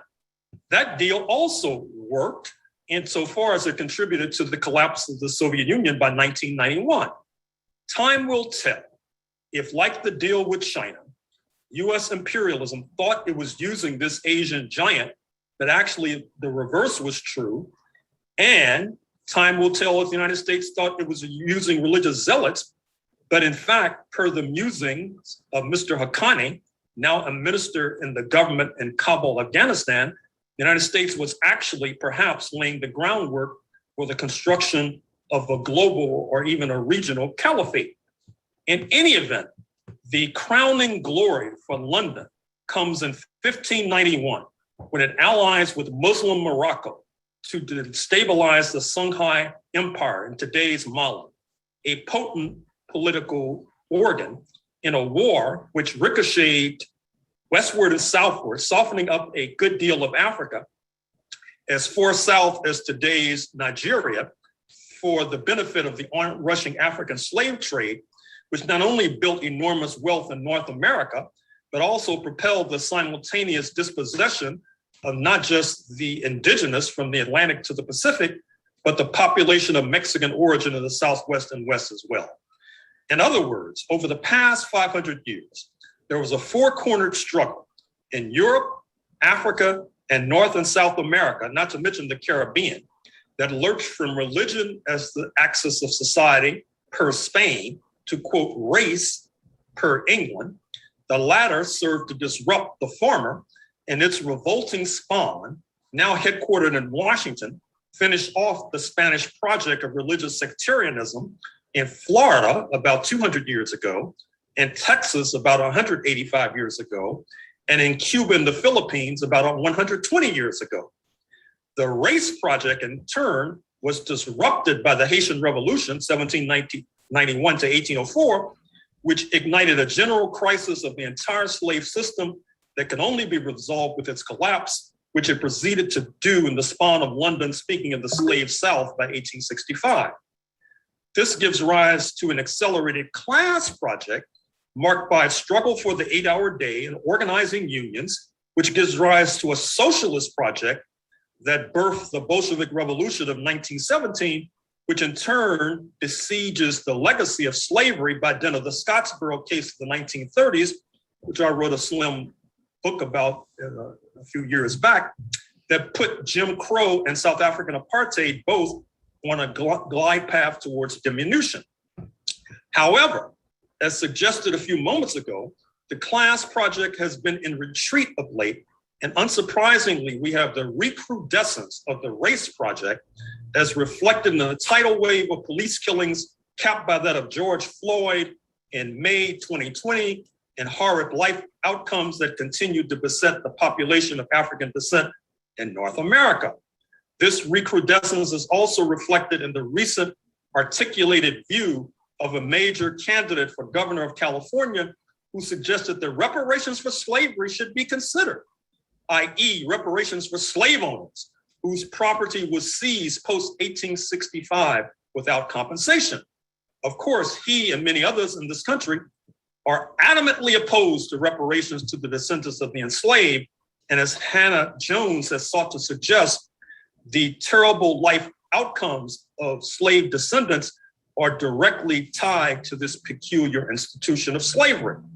Likewise, the race and class projects are intertwined, not only because descendants of the informally enslaved are more likely than most to sell their labor for a wage and thus have much to gain for the increase in working class power, but also because of the slaveholding origins of today's United States of America continues to be reflected in a continuing hostility to not only socialism, but redistributing the wealth, which are both seen as involving the same expropriation of private property that bedeviled so many post-1865. This current dispensation will complexify relations enormously with China in the 21st century and may provide propulsion to the seeming inability to help halt religious zealotry.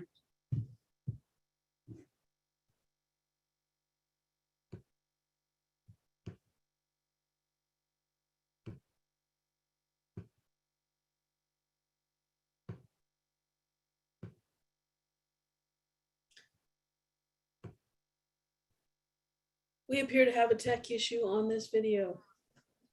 I think we made it almost to the very end. Justin? That's all right.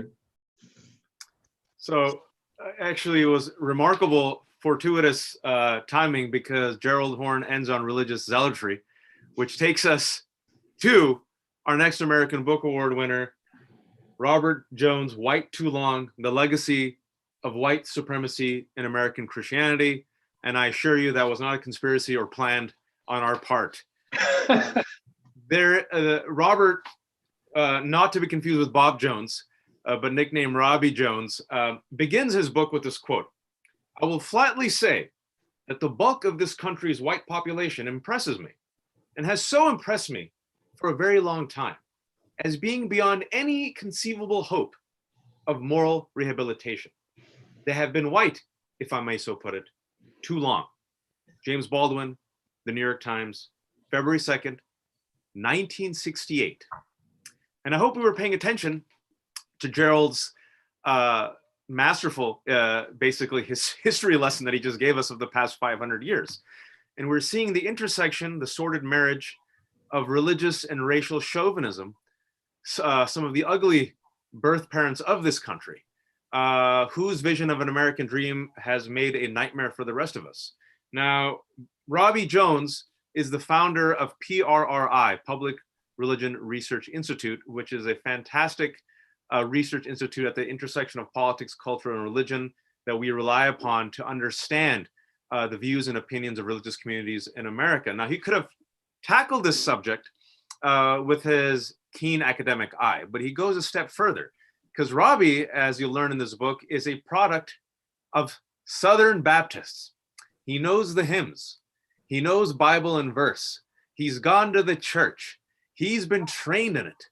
His parents, his relatives, his loved ones, his elders have given him these American myths and stories, both beautiful and ugly, as he describes in this book, that have led to a situation where a majority of white evangelical Christians in America see their chosen one as Donald Trump, a man who said that his personal Vietnam was avoiding STDs, and they see him as Cyrus, the Persian king, a flawed man, nonetheless chosen by God to nonetheless do God's will.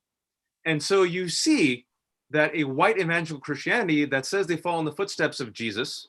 I went to an all-boys Catholic Jesuit high school where I got the highest grade every semester and did not turn out to be a Jesuit, but I read the Bible. And you sit there and try to reconcile how this Jesus somehow would be against vaccines and against climate change and would be so cruel towards people of color, towards women, towards immigrants. Would he ever say they come from shithole countries? How does this reconcile with the Bible and the religious teachings of Jesus? And Robbie Jones not only dissects it and explains how we got to the situation, but he does something even more remarkable, is he dissects and unpacks his own narratives, the myths that he has been told, and takes you on a personal journey where he rejects those myths. And in a quest to heal and to discover a new America and a new Christianity, he sees how he can reconcile it and create a new narrative. It's easier said than done when you are offering yourself and your family and your community up for criticism and public dissection. But that's what Robbie Jones does. He leads us on a journey about how we got here to this country in this particular moment by focusing on the specific. And it's personal, it's painful, it's revelatory. I recommend everyone purchase it. It's called White Too Long, The Legacy of White Supremacy in American Christianity, published by Simon & Schuster. Robbie Jones, congratulations, take it away. Thanks so much, Wajat. So happy and honored to be here, especially in light of all of the stories, all of the amazing writers here. So thank you so much for this, recognition. I'm deeply grateful to receive an American Book Award and to be in such great company of gifted authors working for social and racial justice, both this year and, as many have said, across the rich legacy of these awards have created for more than 4 decades. And I am especially honored because this award is given by writers to other writers and work that supports and portrays the full, rich diversity of America. Just a couple of personal thank yous. I want to thank my wife and partner, Jody Cantor, who is a scholar and fellow writer, her own right intellectual partner, and my son, Jasper, my daughter, Riley, who, as we all know, writing is a solitary endeavor, and who have made space for that in our family's life. And to my agent, Roger Freed at Folio Literature, and to my amazing editor at Simon & Schuster, Bob Bender. And finally, to my colleagues at PRRI, Public Religion Research Institute, who are not only experts in collecting all kinds of data, demographic, public opinion, and otherwise, but who provide me week after week with such a rich intellectual community. All writers have intellectual and moral debts, and I want to take just this short time to acknowledge a large one. And Wajad, it's fortuitous that you read from that opening quote by James Baldwin, because I actually want to just focus my time on saying some words of gratitude about the work and life of James Baldwin, from whose writing the title is taken. It's perhaps surprising that the writing of a Black gay author hailing from Harlem, a generation before my time, would resonate with me, a white, straight guy who grew up as a Southern Baptist on the working class side of town in Jackson, Mississippi. But for the first time, my eye danced across the lines his hands first hammered out on a manual typewriter. I had an experience that's best described to kind of grab a word from my religious upbringing as communion. I felt Baldwin speaking to me, and what's more, I knew I had a moral responsibility to attempt an answer. His living words pushed me for the first time in my professional career as a social scientist to learn to write in the first person. I was moved by his unflinching perceptiveness. I was in awe that even in his most despairing moments, as white Americans and white churchgoers repeatedly spurned calls for Black equality, he refused to dip his pen into the well of hatred. I also found familiar his own deep wrestling with Christianity that both attracted and disappointed him. And I found myself coming back again and again exactly to this quote that you just heard. And I'm going to read it again with just a little bit more context. It's just such a beautiful, amazing piece of writing. Again, and this was written in the wake of the assassination of Martin Luther King Jr. I will flatly say that the bulk of this country's white population impresses me, and has so impressed me for a very long time, as being beyond any conceivable hope of moral rehabilitation. They have been white, if I may so put it, too long. They have been married to the lie of white supremacy too long. The effect on their personalities, their lives, their grasp of reality has been as devastating as the lava which so memorably immobilized the citizens of Pompeii. They are unable to conceive that their version of reality, which they want me to accept, is an insult to my history and a parody of theirs, and an intolerable violation of myself. So I was 7 months old when these words first circulated. As I read Baldwin as an adult, I was haunted by his repeated calls to white Americans, and particularly white Christians, to emerge from our self-induced white supremacist psychosis. One way of reading this book, in fact, is a belated attempt to begin to write a white Christian response to Baldwin, one that embraces his hope that with enough courage and love, we might yet achieve our country, end the racial nightmare, and change the history of the world. As Baldwin provocatively noted, the civil rights movement began when an oppressed and despised people began to wake up collectively to what had happened to them. The question today, and one Baldwin put before us half a century ago, is whether we white Christians will also awaken to see what has happened to us, and to grasp once and for all how white supremacy has robbed us of our own heritage and of our ability to be in right relationships with our fellow citizens, ourselves, and even with God. So thank you, James Baldwin. During your lifetime, we white Christians were plainly unable to grasp the debilitating contradictions in our own reality, even in the incandescent light of your witness. We were unprepared to heed your call to truth-telling and repentance and help. We may still prove incapable today, but we have a better chance of freeing ourselves from the disfiguring power of white supremacy because of the testimony preserved in your writing.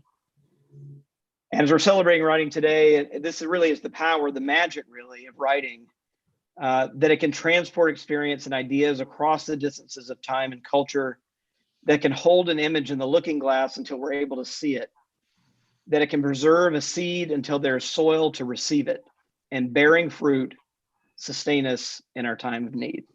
Thank you.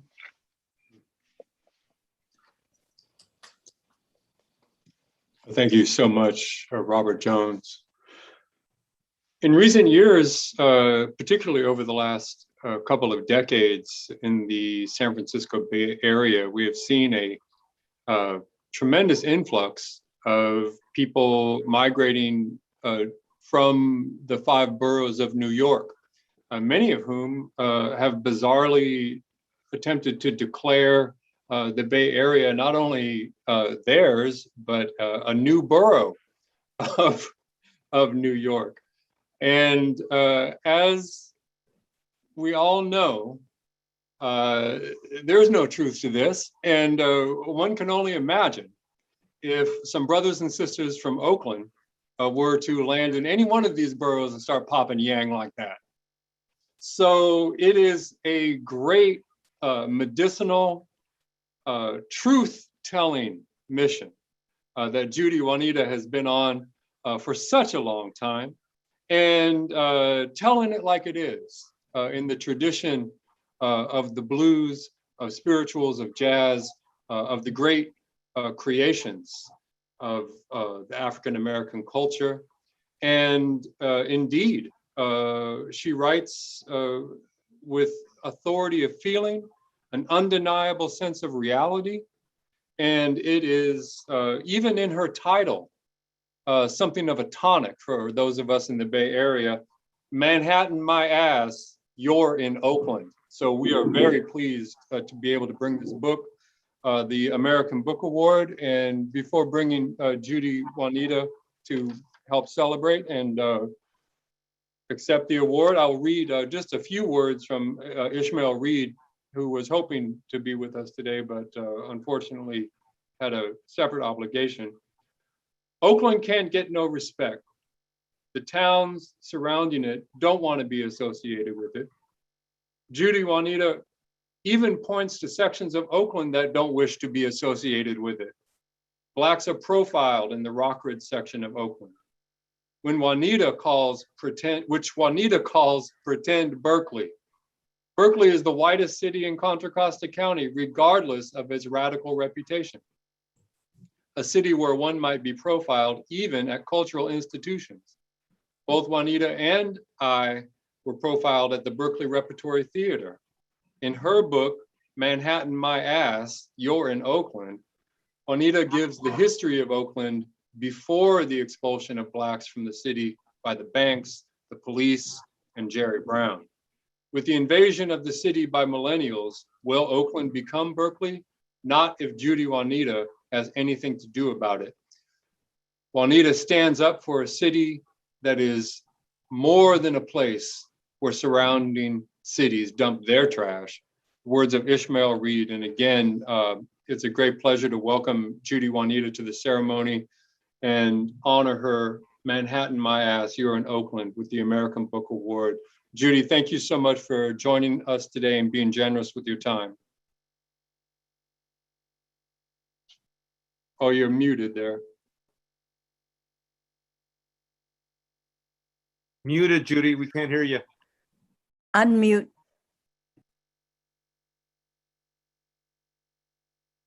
Good, good. There you are. The first thing I want to say, thank you, is I want to squirrel myself away and buy all these books and read them because I love all the premises that I've heard so far. And thank you for allowing me to be in this company. I graciously accept this American Book Award for my poetry collection, Manhattan, My Ass, You're in Oakland. I'm so honored for my work to be recognized as contributing to diversity in American literature. Oakland, my Oakland. Oakland is the Willie Loman of American cities. People keep rediscovering Oakland. And when they do, they uncover more treasures. They get more gold. But it seems that it is endless. We hope it is. My parents, Albert H. Hart Jr. and Marguerite Juanita Hart, migrated here in the 30s and 40s. As a child, I heard these incredible stories that I thought were tall tales. You know, each relative getting off the Santa Fe terminus in Berkeley, shepherded here by kindly Black Pullman porters. My dad, a Tuskegee Airman, saluting his CO, Benjamin O. Davis, in Italy. Okay. Each person in my family saving the down payments in mason jars for their homes, even though Granddad was one of Oklahoma's Black oil millionaires. Many of these poems in the book came out of these stories I heard as a child. I was busy having fun, enjoying the sunshine, the beaches, the very good schools, the excellent schools in Oakland.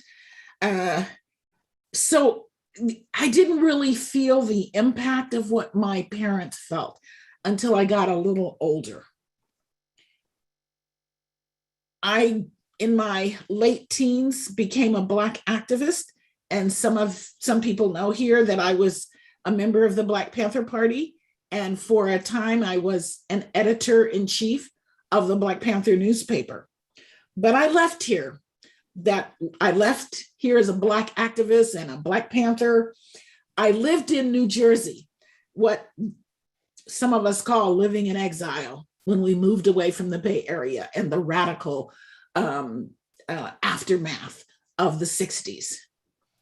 But I returned here in 1990 on the tail end of a major drug war. I returned to my parents' house, which was a stone's throw from the epicenter of the drug wars, from Felix Mitchell's drug empire. He had even named one of his daughters after my sister, Risha. I sat there in my parents' home writing and listening to the soundtrack of urban warfare. Sirens, gunshots, machine gun fire, ambulances. Sometimes I'd sit near Lake Merritt, basking in the sunshine and wondering, why do I keep seeing the dark side of California? Why do I see the underbelly of Cali? I came home to my aging parents, and I finally got it, that they had fought the sordid underbelly the whole time they were in sunny California. My parents' generation, which was told after World War II, go home, go back down south. Just like Black people, once they were finished with us after we had built this country, they said, go back to Africa. But my parents stayed. We all stayed. Most of us stayed. So I don't want to take too long, but I want to say that even when we're being driven out, as we are now by foreign real estate developers, we stay. Even when we move away, we stay. I worked for a time as a temp at Pac Bell And they had us all come to a big hotel in downtown Oakland with a panoramic view of Oakland's rather plain skyline at that time. That was 1999. And Mayor Jerry Brown was our speaker. And Mayor Brown said, we're going to change Oakland. We're going to make Oakland real. It's going to be all tall buildings downtown. We're not going to touch the flatlands. We're going to build up Oakland. So over the next 20 years, I actually saw that happen, and I also saw many friends move, friends and relatives move to Atlanta, Modesto, Merced, Sacramento. They moved away, but we've all purchased and paid for dearly our destiny here in Oakland.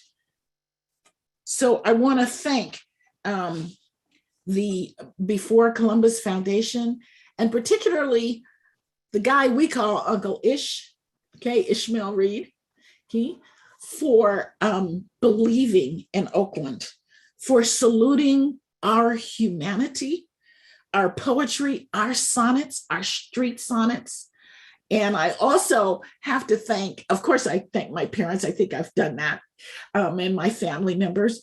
But I want to thank two people, because I want other people, perhaps younger writers, to understand how it's done sometimes. I want to thank two landlords.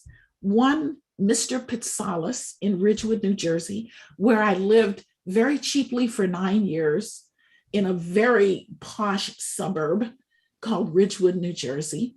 And I was able to educate my son there. And also my landlord here, who a realtor friend told me is one of Oakland's better landlords, Ed Lance. And I've lived in this apartment for 21 years through 8 books and 20 plays. It's only been possible by paying a very low rent here. So I am having rent control. So there are many factors that go into those of us who are writing from the bottom. And I thank everyone that I've encountered and who has helped me. Thank you so much.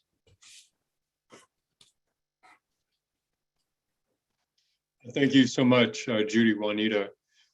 We are absolutely elated this afternoon to have the presence of the artist Ike Kelly, the wife of the late author William Melvin Kelly, who is being honored with the American Book Award for his novel Dunford's Travels Everywheres. Now, for those of you who may not be familiar with William Melvin Kelly and Ike Kelly, you're in for some great, big, beautiful surprises.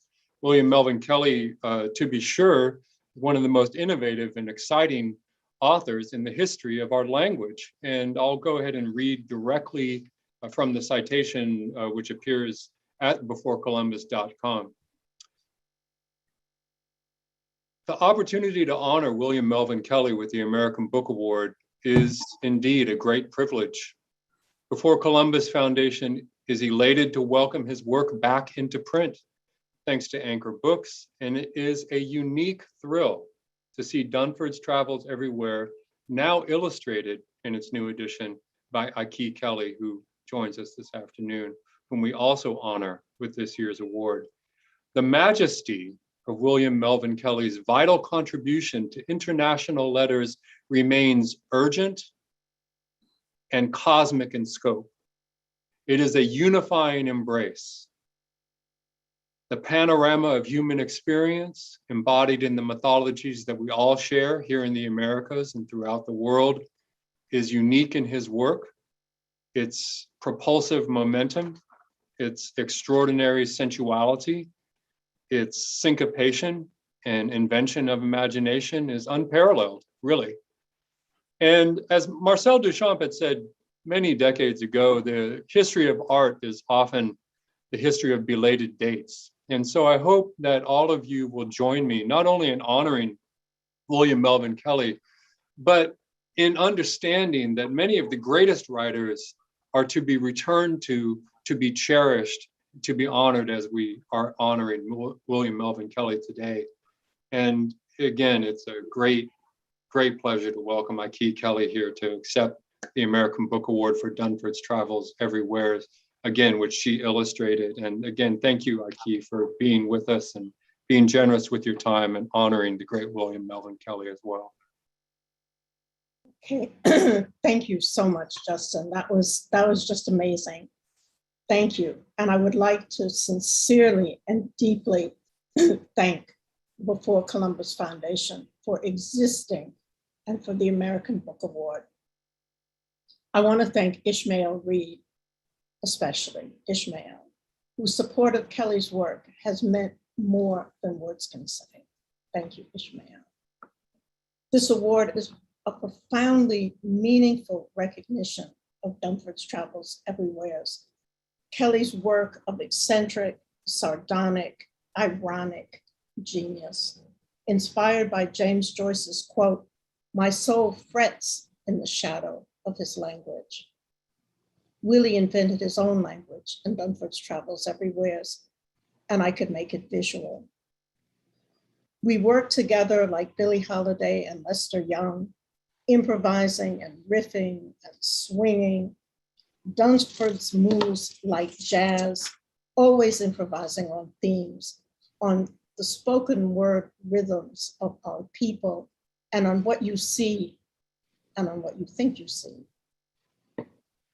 I recognized Willie's genius when we met in April 1962 at the Penn Relay Weekend. We got married that December. We shared one soul, sometimes warm and soft and comfortable as old moccasins, and sometimes contentious, crackling with thunder and lightning. We were living in Jamaica in a sweet house with an outside room that Willie commandeered as his office. In this room, away from the cacophony of family life, he could enter the portal of the soul world and create the language of Dunford's Travels Everywhere. In the evenings, sitting at our small kitchen table, he'd read me what he had written and I would draw it. The world came alive, twisting and leaping, full of double and triple, quadruple entendres. We would laugh out loud, me. He did not just go there. Him, yep, baby, you got what I saw.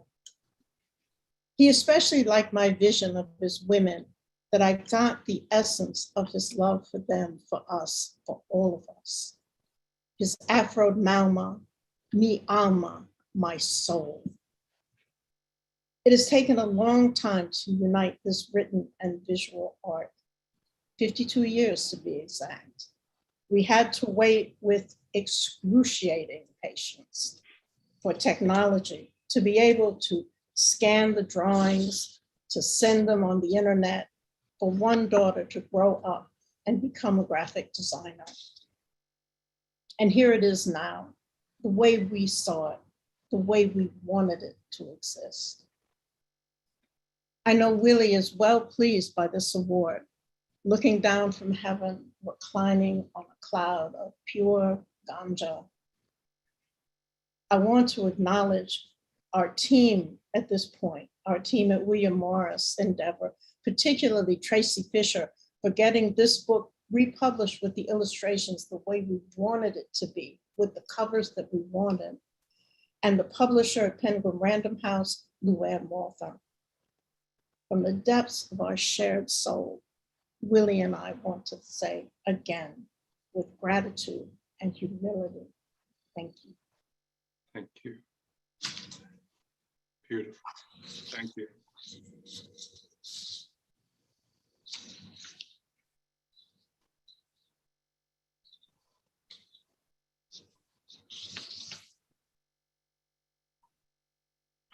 I'm very much aware of time, and I'll be very brief, briefer than I'm comfortable with being. It's an honor to introduce my distinguished colleague and friend, Dr. Mary Emma Graham, for this occasion, which is a very special one for both of us, but for all of America. Dr. Graham has an extraordinary vision of what needs to be explored, what needs to be said. As founder of the Project on the History of Black Writing, Dr. Graham has consistently demonstrated her skills as a gifted scholar, a literary and cultural critic, an extraordinary teacher, an editor, and she's done this by setting new directions for the study of African American creativity and productivity, which also casts a light on what productivity and creativity are. She's esteemed throughout our profession, such as it is in its changing, ever-changing form, for her leadership abilities, which I think is really very important when we think of women leaders. We don't think enough about how women have led us. Like Dr. Margaret Walker Alexander, one of her foremothers, Dr. Graham has recently completed an intellectual biography of Dr. Alexander. And I'm going to take the risk of saying, my friend, Dr. Mariama Graham, is a national treasure. Therefore, it is just as she is being recognized for her stellar vision and her indisputable accomplishments. Thank you, Jerry. Thank you. Thank you, Jerry. My partner in crime. This is a very humbling experience, the American Book Award for Lifetime Achievement. And I'm honored in multiple ways because it not only brings public attention to the kind of work that often goes unnoticed, but it also fully acknowledges the value of our engagement. And when I say our, I mean the Project on the History of Black Writing, with hundreds of scholars and researchers, educators and students, readers and writers who are part of our HBW community, and I really talk about that in worldwide terms. You know who you are, and I am grateful that you never questioned why we were doing this work, which is, in all honesty, some of the most labor-intensive, unattractive work in the field. Although HBW is gaining more recognition today, many of us know the backstory. Founded in 1983, HBW remains perhaps one of the few, and I hesitate to say only, institutionally based initiatives that exists entirely through external funding and because of the support from all of you. It also makes more visible an authentic collaborative work ethic that can indeed be transformative. Today, Black writing and Black authorship are central to American and world culture. Recognition within the prestigious reward systems is increasingly routine, just as Black writers can look forward to fellowships and monetary incentives to support their work. But at HBW, we don't stop. Literary recovery and preservation, making accessible what emerges from the literary detective work, which is what we call what we're doing, and producing new knowledge that belongs to everyone matters more than ever. 3 principles that guide and sustain the work really say it all. We're student-driven, research-intensive, and public-facing. This was a somewhat revolutionary idea at the time of our founding, as form and shape came from People's College, a model of collaborative rather than individual work as an intellectual and professional priority. Given that critical theory dominated literary studies at that time, advocating exclusion in its language and practice, our approach at HBW was decidedly collective and inclusive. We've gone through many iterations as a result of the amazing networks and partnerships that such inclusive practices have allowed. A respect for difference and a commitment to innovation keeps us current and ever evolving. Let me share a few liner notes. This year marks the 275th anniversary of Lucy Terry's poem, Bars Fight, which she shared in public in 1746. I call it the predecessor to spoken word. In 2 years, we will celebrate the 250th anniversary of the first published work by a Black writer in America, none other than Phyllis Wheatley's 1773 collection, Poems on Various Subjects. We also now know that our Nig by Harry Wilson was the first narrative work or graphical novel published in 1859. I am not the first to make the observation that the more work we uncover, the more we realize the foundational role of Black women writers and Black women's writing. Margaret Walker made such an observation in 1773 with the Phyllis Wheatley Festival, which marked the 200th anniversary of Wheatley's publication, and she did so at Jackson State University. As Jerry said, Walker is indeed a foremother for me, for my attendance at that event in 1973, when I was a beginning graduate student, would have a lasting impact. If Walker became the 20th century voice of the South, we know the 19th century voice of the South from the title of Anna Julia Cooper's 1892 collection. One of the most educated women of her time, she offered a declaration that would become a mantra. Only the Black woman, she said, can say, when and where I enter, in the quiet, undisputed dignity of my womanhood, without violence and without suing or special privilege. Then and there, the whole Negro race enters with me. I did not see this as a political statement at the time, nor a feminist one. It affirmed the reality for someone like me who had been raised by 3 generations of Black women in the South. My mother, my godmother, and a great aunt who was suffering from a terminal disease but insisted on teaching me how to read before I would go to school. HBW was born in the South at Ole Miss, and I seldom acted with the kind of quiet dignity that Cooper talks about. And like many writers we study, the project has migrated and eventually settled at the University of Kansas with the support of the then Chancellor Robert Hemingway. Our success in these 22 years is not ours alone. As our reputation has spread, many of you sent us your students who have helped us to become what we are today. Others of you found your way independently to us, seeing with NEH institutes or with our programs.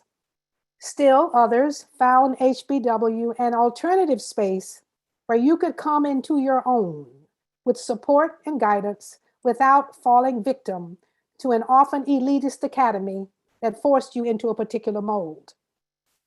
To the members of the Before Columbus Foundation, I thank you for this award for doing what I love. Not many of us get to do that, and certainly not for a lifetime. I especially want to thank my family, who have not necessarily willingly had to play second fiddle to this work. A huge debt of gratitude goes to the National Endowment for the Humanities, our longtime partner, without whom we would not have survived. I'll remind you that public engagement by universities is too often lip service, rarely a form of sustained support. The Black literary tradition remains incomplete, and we will, at HBW, continue our work to recover it to the fullest extent possible. To date, we have recovered some 4,000 mostly unknown writers. Soon, you, your students, and the general public will have access to all that we have and more for the nearly 4 decades of our work. Thanks to the generous support of the Andrew W. Mellon Foundation, HBW will create its most innovative digital resource to date. Black Literature Net, or BLNet, is a multimedia information portal offering everyone an opportunity to learn and to engage what is often only available to a precious few scholars. For me, this is a wonderful opportunity to step back and allow for the new to unfold. Black Literature Net will bring familiar and new faces to HBW. This will also be the beginning of HBW's new leadership. We welcome Aisha Hardison as HBW's new director, who will be working with our ongoing coordinator, Sarah Arbuthnot-Lent, both of whom deserve my sincere thanks for already having jump-started HBW, the next generation. Like Judy Juanita, I'm planning on reading all the books that I have heard about today, some of which I've already ordered. A perfect way to begin retirement.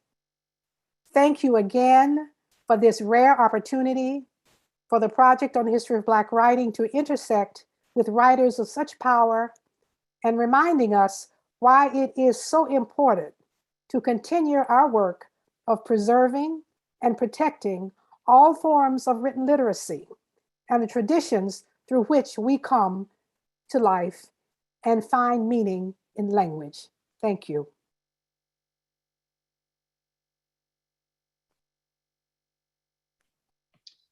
Thank you so much, Professor Mary Emma Graham, winner of the Lifetime Achievement Award. Throughout the many joys and pains, satisfactions, refusals, triumphs, and failures of the Republic, one of the greatest failures of the United States of America, to be sure, has been its failure to embrace Black leadership. From Frederick Douglass to W.E.B. Du Bois to more recently Martin Luther King, all of whom were at one time eager to represent the ideals and promise of the nation, to reveal its horizons of freedoms, of potential freedoms to the rest of the world, and to embrace that humanity as part of its vision. That list, of course, contains many names, and it would not be complete without mentioning that of Paul Robeson. Paul Robeson, who, as we now discover through this extraordinary work by Shauna Redmond, Everything Man, the form and function of Paul Robeson, created and forged Black internationalism and identity at its highest level, as an organizer, as a performing artist, and as a unique facilitator of new technologies for spreading the message, not only of potential freedom and survival and political revolution, but also his deep and abiding love for his people and the people of our planet Earth. It is a great honor to welcome Shauna Redmond to the ceremonies this afternoon, and I want to thank personally for this beautiful work that you have bestowed upon our world, much needed and deeply satisfying. Thank you so much, Shauna, for bringing this work to our world. Thank you so much. There are many tales of this man's influence, volumes upon volumes, personal and public, in languages from all over the world. He is too capacious for one nation, one form, one time or purpose, yet many, including myself, humbly approach in hopes that our rigorous, dedicated pieces will begin to bring him into focus. Poets in particular abound. The shining Nikki Giovanni revealed him in The Lion in Daniel's Den for Paul Robeson Sr., in which she wrote, "On the road to Damascus to slay the Christians, Saul saw the light and was blinded by that light and looked into the darkness and embraced that darkness. And Saul arose from the great white way saying, I am Paul, who would slay you, but I saw the darkness and I am that darkness. Then he raised his voice, singing red, black, and green songs, saying, I am the lion in Daniel's den. I am the lion thrown to slaughter. Do not fear the lion, for he is us, and we are all in Daniel's den. The songs that arise from these still too present, still too populous dens and cages are the foundations for the futures we build. Paul Robeson is its cantor and bricklayer, griot and hauler, and it has been the honor of my career to be in his study. Wise people understand the significance of this award that honors and amplifies radical storytelling and the communities who populate and dream these stories. I am honored to be in this number. From these unceded Lenape lands, I offer my profound thanks to my beautiful, talented loved ones and co-conspirators, including my brilliant partner, Sarah Haley, our little Robeson, and Professor Mahmoud El-Kati, who was the first person to speak the name Paul Robeson in my ear.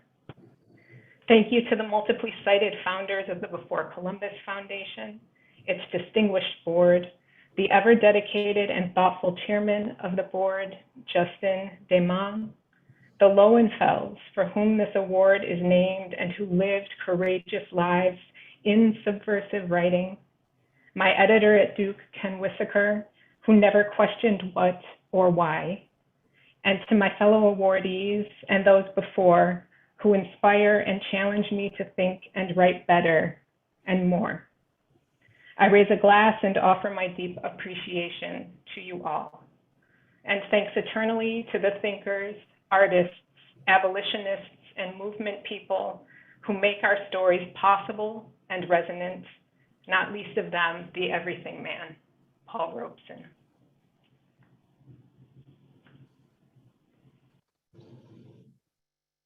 Thank you so much, Shauna. One of the most terrifying, brutal, and violent episodes in the history of the Americas is taking place right now with the thousands, tens of thousands of children who have been separated from their families, including many who came desperately into the United States of America by themselves. There are tens of thousands of these children which remain in concentration camps run by the United States of America and its chain of private prisons along our southern border and penetrating into the United States.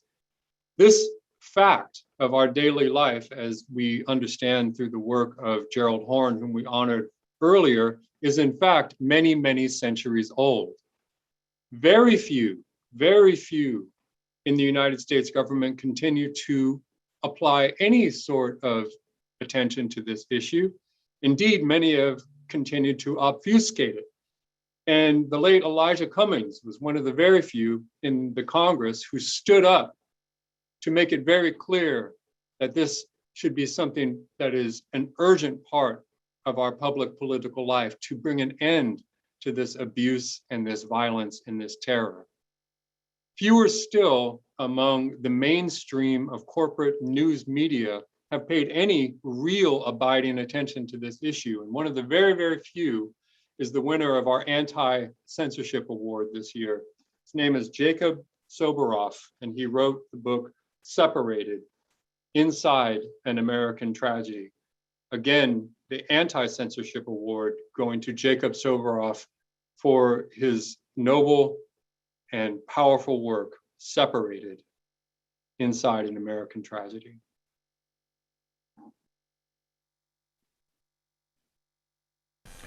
Hey everybody, I am very deeply grateful to everybody at the Before Columbus Foundation and the American Book Award for this incredible honor. As I write in the introduction to the book, I was an unlikely eyewitness to one of the most shameful chapters in modern American history. The deliberate and forced separation of over 5,500 children from their parents at the border by the Trump administration was deemed torture by Physicians for Human Rights. It was called Government Sanctioned Child Abuse by the American Academy of Pediatrics. And the truth is, I didn't see it coming. There were others who did. There were reporters who did, activists who did, certainly migrants for whom this type of treatment at the hands of the United States was not at all unfamiliar. But as a reporter for NBC News covering what I thought were the realities of life along the border, debates about the wall, about MS-13, where drugs were coming in, I ended up in the middle of what a government official later said to me was the greatest human rights catastrophe of my lifetime.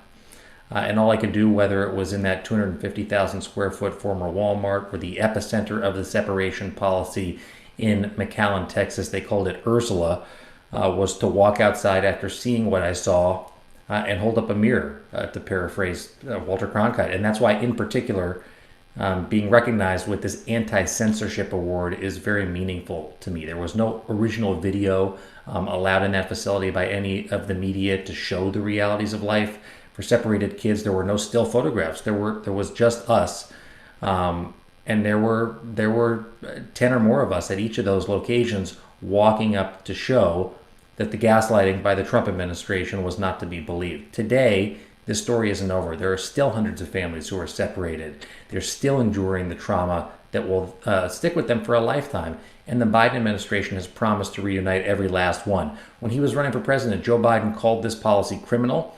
He said there would be a thorough investigation, but it still has not happened yet. The families have not yet been able to be granted the ability to stay in this country permanently yet. That is why I continue to share this story, to share what I saw, to share what I learned after the fact, to be truthful about what I knew and what I didn't. And I'm going to continue doing that. This award and your great honor is a huge validation of that effort, and it means a lot to me. So thank you, and I appreciate it. Congratulations to all of the other awardees. Thank you very much. And again, that brings us to the conclusion of the 42nd Annual American Book Awards. I would echo the earlier message from our president, Wahajat Ali. Please do find us on the internet at beforecolumbusfoundation.com and give generously to the foundation and the American Book Awards. We do not have the myriad corporate sponsors of many of the other major literary awards here in the United States, nor do we have any grant support from educational institutions. Our support comes directly from writers and readers such as yourself. So please, again, all of you, I urge you to visit us online at beforecolumbusfoundation.com, where you can find this recording and many others of our efforts, and give generously to the Before Columbus Foundation. And thank you again to the San Francisco Public Library. And thank you to all of the winners. Congratulations once again.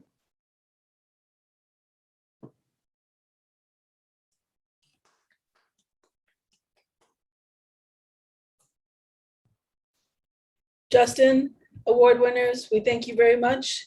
Have a wonderful, I know that there's clapping and cheering going on. We can't see it, we can't hear it, but I hope you all can feel it. Yes. These books are all available at our library, and yes, let's hunker down and all read together. Yes. Okay, thank you. We'll see you all live next year in San Francisco. Yes. All right. Okay. All right. So, Absolutely. Carry on. Thank you. Take care, everyone. Enjoy it. you. Take Thank care, you. Justin. Goodbye. Thank you. Thank you so much. Yes, yes.